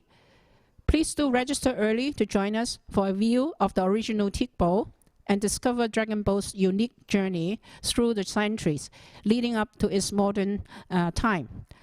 I wish you a wonderful time at this Dragon Boat Championship weekend. Apart from the Dragon Boat races, please also enjoy other cultural programs and come visit our office Dragon Boat banner display here at the VIP lounge, where you can learn something about the history and interesting facts on dragon boating. Finally, may I wish the festival this year another phenomenal success. Have a wonderful Dragon Boat Championship weekend. Thank you. Thank you so much, Catherine. It's just our privilege to have you here again. Thank you.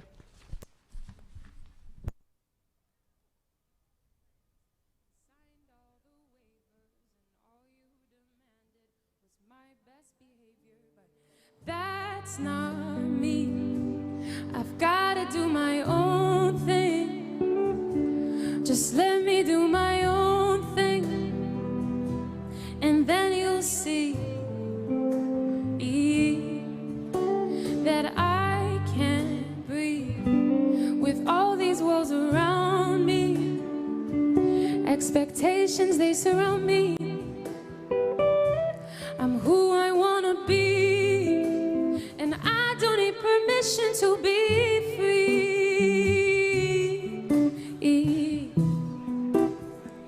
I don't need permission to be free.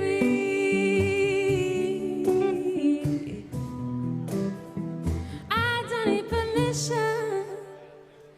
Don't need permission to be free. I'm on a mission to be me. Don't need permission to be free. I'm on a mission to be me. And I can't breathe with all these walls around me. Expectations, they surround me. I'm who I wanna be, and I don't need permission to be free.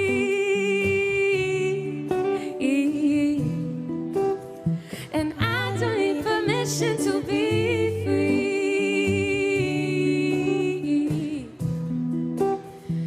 I don't need permission to be free.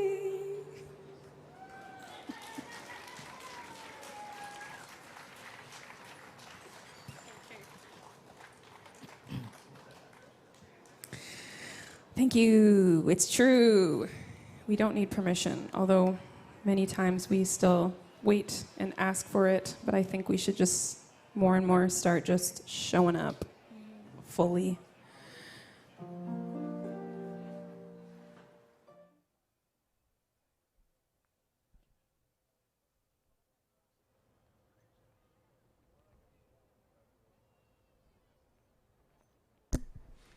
So race 18 is about to get underway here, the Hong Kong Economic and Trade Office Mixed B final.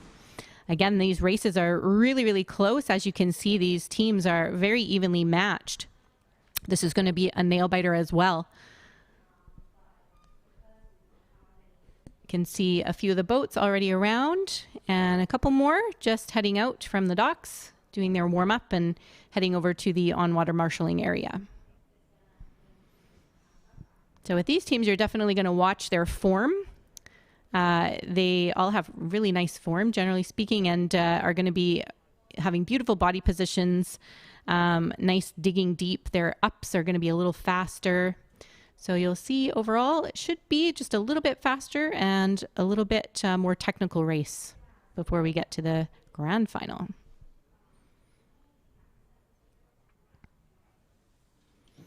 You can see in lane 2, RGL United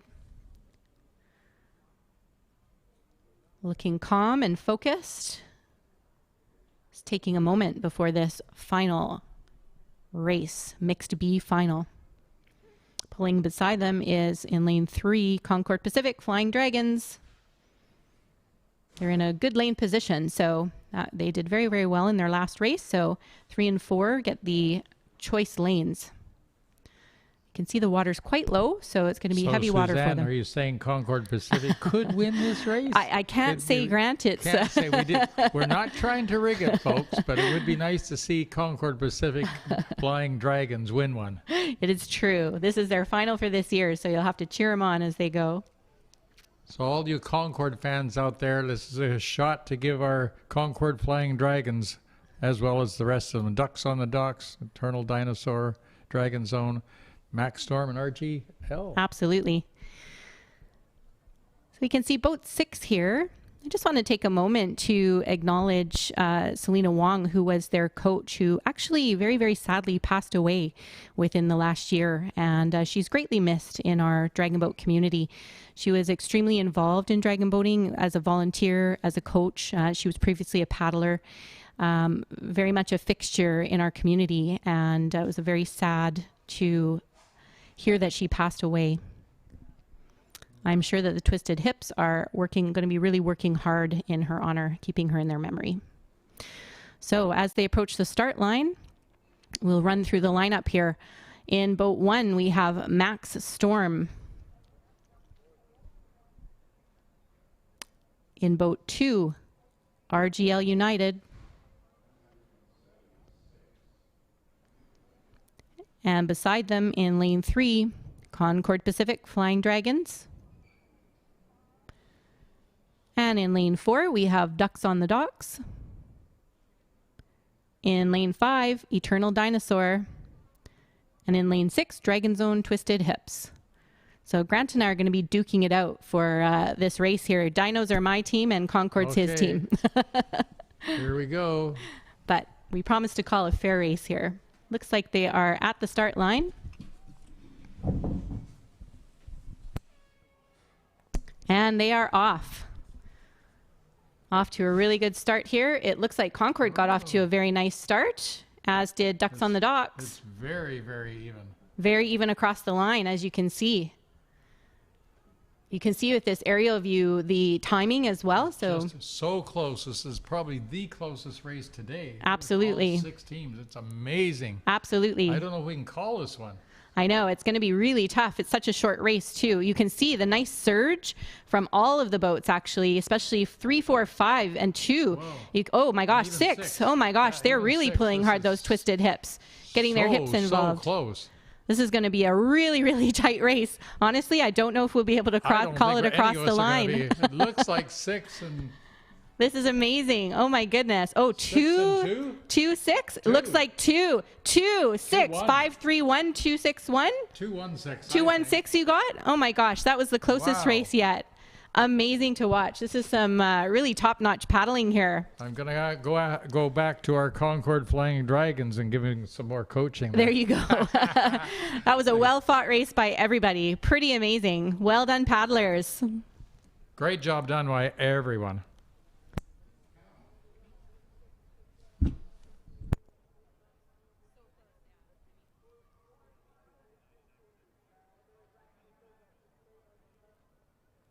So these teams will be very eagerly watching the race results.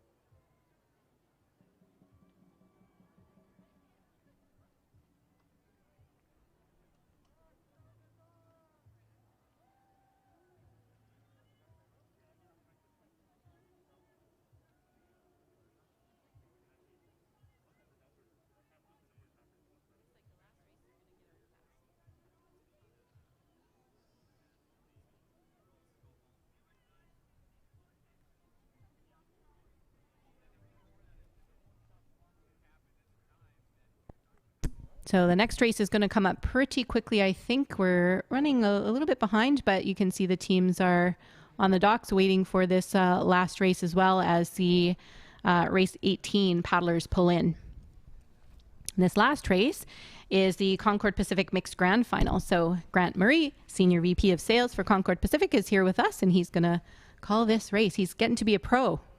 Thank you, Suzanne. It's a pleasure to be here, and it's so nice to see everyone this afternoon having a great time. I can see the weather kind of coming in, so it's probably going to stay nice until our event closes at around 7 o'clock. So there's lots of activity from now until 7 p.m.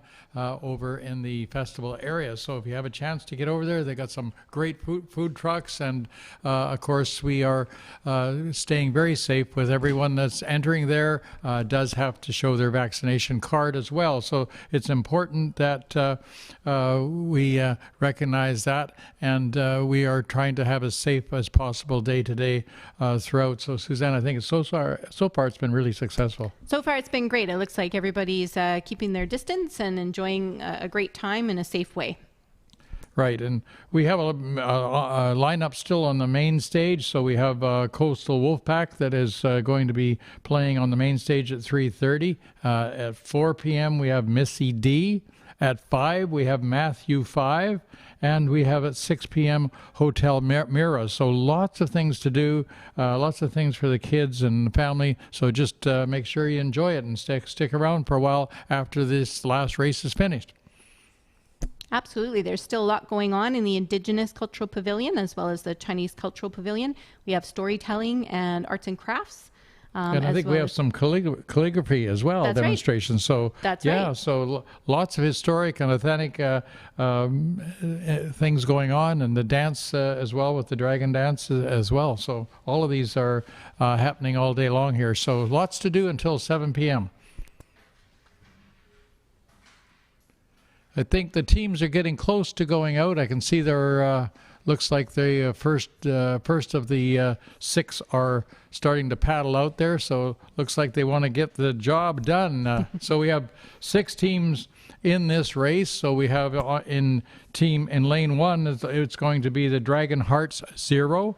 In lane 2, it'll be YG Team Canada. In lane 3, it's the Has-Beens. In lane 4, it will be the Dragon Zone Fire Truck. And number 5 in lane 5 will be Juice. And bringing up the rear in lane 6 will be Starbucks Wave Runners. So we've got the most exciting race coming up here, folks. And this one is going to be super, super close. This is the grand finale of the day. And yeah, I think, Suzanne, once this is done, then we're looking forward to only 9 months before the June event in next year. Absolutely, yeah. Hopefully we'll be back to full festival next year with international teams joining us and teams from all over Canada. Yeah, as a matter of fact, it's going to be an exciting 2022. We've got on the site behind us here, we do have Cirque du Soleil returning for the first time after 2.5 years. They're going to bring their show called Allegra, which was here, I guess 15 years ago, and it's been remade. So that will be running from March till June, and then we jump right into the next Dragon Boat Festival, and then we jump right after a week after that into the FIA Formula E race, first in North America, that is coming to Vancouver. So an exciting year coming up next year.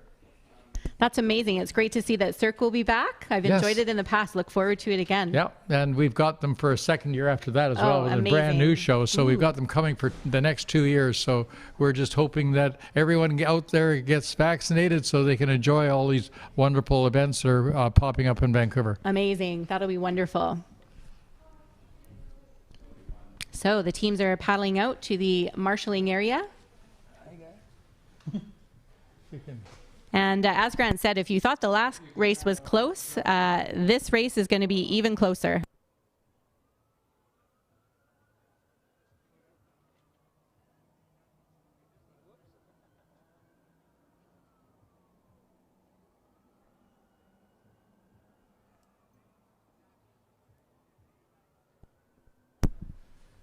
So we got one team out there. I can't really see which one it is, but they look like they're anxious, folks. They look really anxious. I see the second boat paddling out, so get set for some excitement.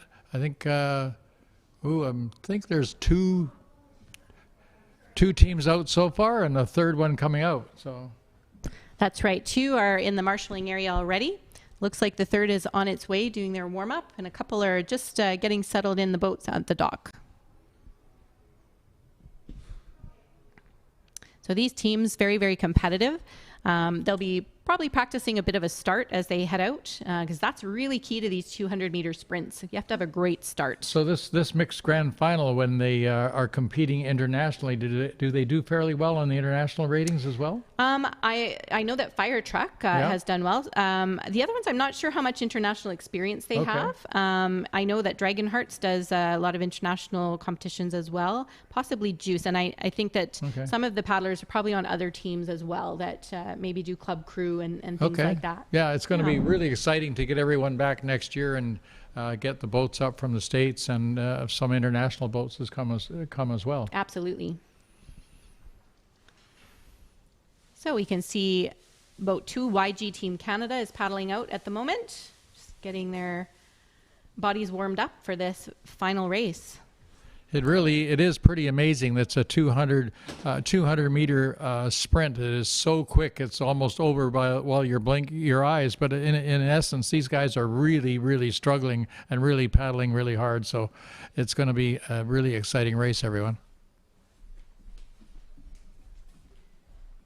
And boat 1, Dragonheart 0, just paddling out, heading out to the on-water marshalling area. 5 and 6 are already out there. Juice and Starbucks Wave Runners. And you can see 4 heading on in, Dragon's Own fire truck as well.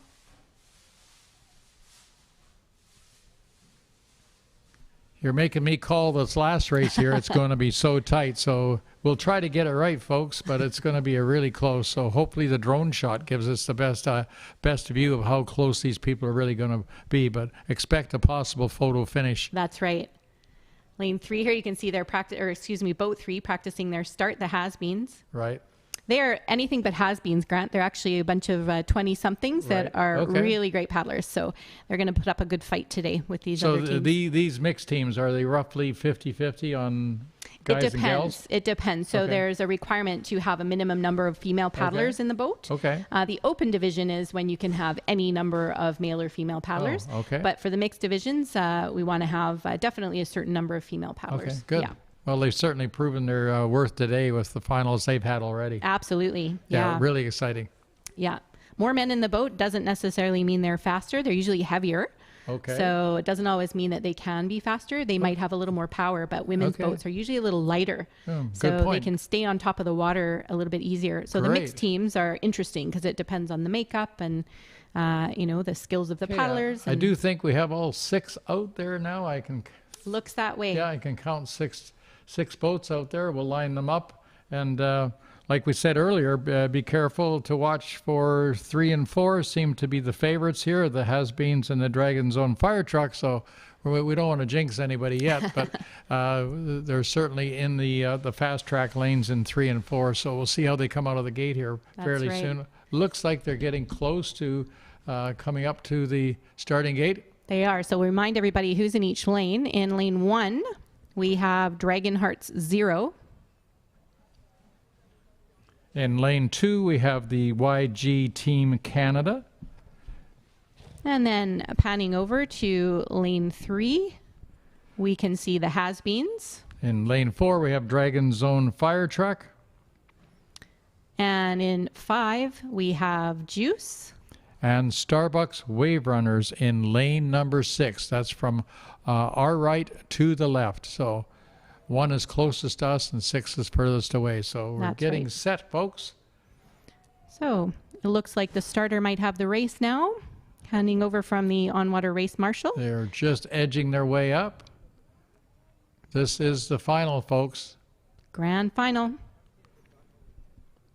I'm going to need some help here, Suzanne. I'll do my best. I think it's going to be so tight, as you said. Here we go. They're heading up to the starting line. Not quite there yet. They're just drifting in. Looks like the water is giving a couple lanes a bit of a challenge today, maybe 1 and 2, but the others are floating nicely into the starting line. All right, 3 is locked and loaded. It looks like they're all locked and loaded. Generally here in the next 5 seconds or so, we should have start. Yeah, they're not quite in their holding position yet. We can see 2 has not quite been asked to hold. Madam Starter will ask everybody to hold when she's ready to start the race. So she just needs everybody to line up very perfectly. Here we go. It looks like they're starting to hold.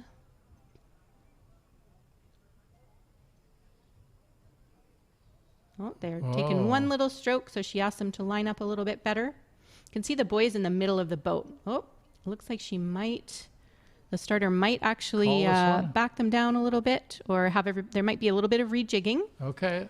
It looks like. So lane 1 is out of whack there. Dragonheart 0. They're a little bit far on the north side of their lane. Looks like they're backing everyone up. So I guess the starter wasn't happy with the call. That's right. Looks like we're going to do restaging. Mm-hmm. Very important to be very precise, especially in this grand final. These are very competitive teams. You can be basically 5 inches apart for the winners, so they want to get it right, folks. Absolutely. So they are backing up right now. Just going to reposition themselves.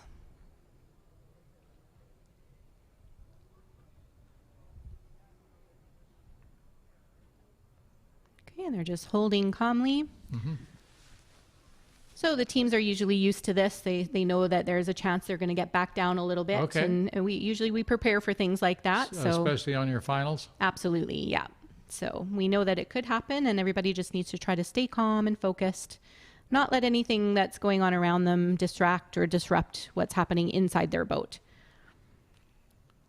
You can see often people are looking down, just focusing in on themselves or focusing on their caller. I can see the drummer there on number 4. He's just kind of really getting ready, and he's in a pouncing on that drum at any second here. That's right. Important to be ready at any moment. They're still about 5 meters back from the start buoys, so they're still just kind of waiting. Here they go. Now they're coming up to the start gate again. Looks like they're going to go a little slower into the start line. You can see sometimes they'll just have half of a boat paddle, or every second seat paddle in. They don't need a lot of extra help when they're just trying to float on into the starting line. Okay, folks, let's get set here. They're getting very close to the start line. You can see them all now lined up. And boat number 1 is kind of the last one there coming up to the front. Okay, paddles are in the water. Looks like they're holding. And are we go? And Here we go. go. We are off and running. So looks like lane 3 is looking pretty good there so far. Maybe even lane 5. So 5 seems to be doing well as well. So that is Juice, of course. And then 3 and 4 look like they're out. 3, 4, and 5 look like they're very, very tight. Let's see. 5 is nudging ahead. They're about a half a boat ahead right now on 3 and 4 are neck and neck, and 5 is about halfway in front. So 5 looks like they're coming across, folks. That is Juice. So Juice has got it poured on. However, I think 3 is just making a good charge. big. So, and here comes 3. So here we go across the line. 5, 3, and 4. Fantastic. So there's your top 3. 5, 3, and 4. Yes. 5 Juice, 3 the Has-Beens, and 4 Dragon's Own Fire Truck. So that was cool. Really close race. Yeah, a lot of shuffling at the beginning, but once they were off, they were really off. So great job, teams. These are the fastest teams in the whole festival here. Fantastic. Well, thanks, and thank you for inviting me to talk about the last race here. Thank you very much for being here. Okay. And of course, thank you as always to Concord Pacific. And I think it's time to head down to the podium to give them their awards. So Absolutely. I'll do that. Absolutely. Awesome. Wonderful. Thank you very much. Thank you, Grant. Okay, great. Well, that is it for our races today. But as Grant said, there's a lot more happening on the festival site throughout the evening. We're here till 7 o'clock. And you'll be able to enjoy the performances on 102.7, the Peak Main Stage, as well as the cultural displays ongoing. And of course, the food trucks and the marketplace are there for you to enjoy. Getting a little bit cooler weather here, so you can hang around and stay with us until about 7 o'clock.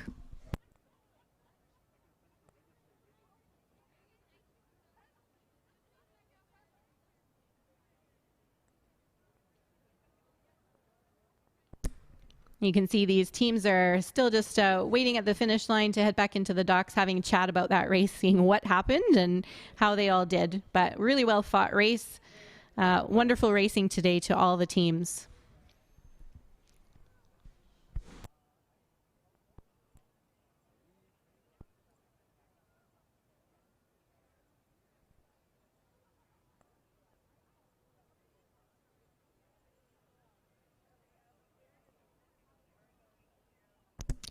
So that may be the end of the races for this year's festival, but the festival is not actually over. It goes on until tomorrow.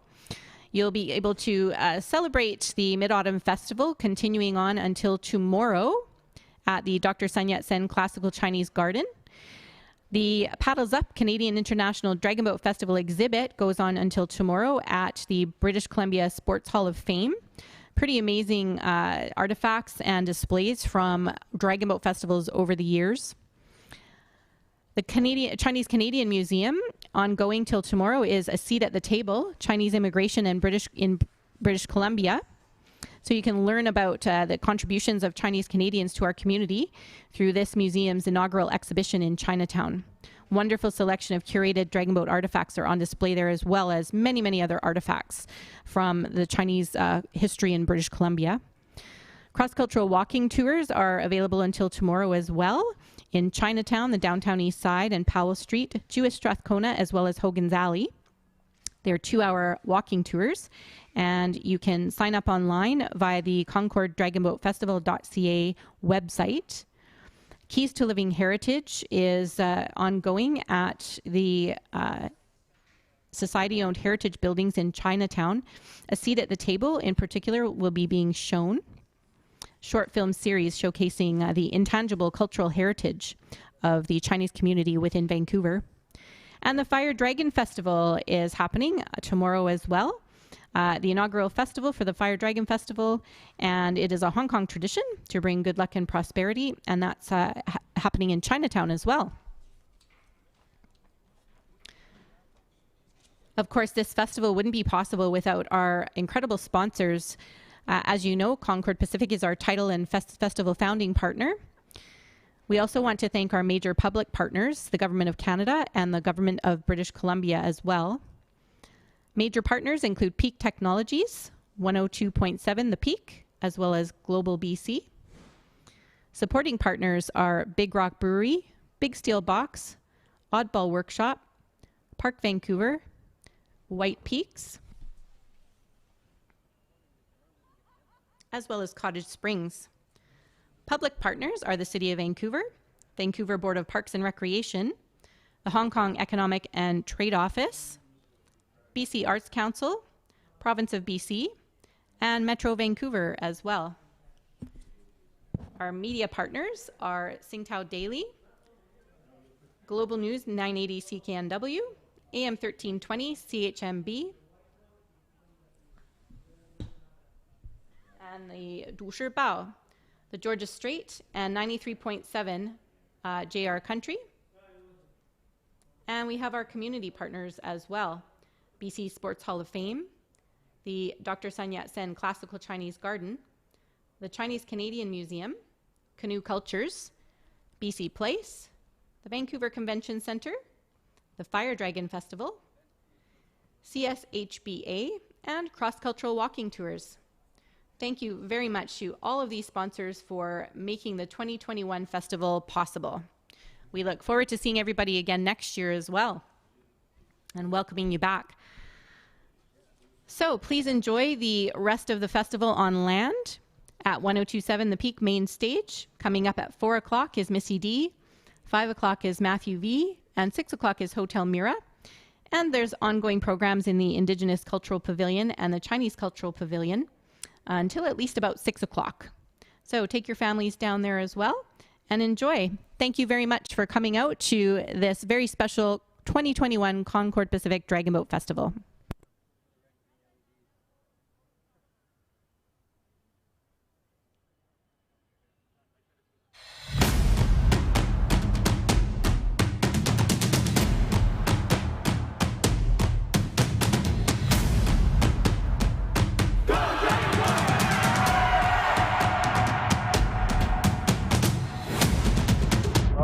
Start the race, guys. When I'm started, you have the race.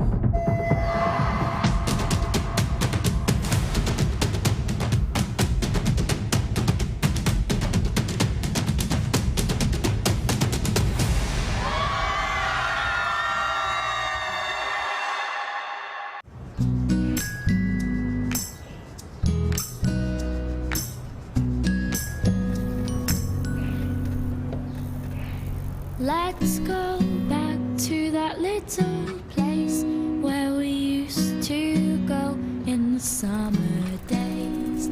The lodge by the water's still my favorite place. place, and I could come every year and it wouldn't change.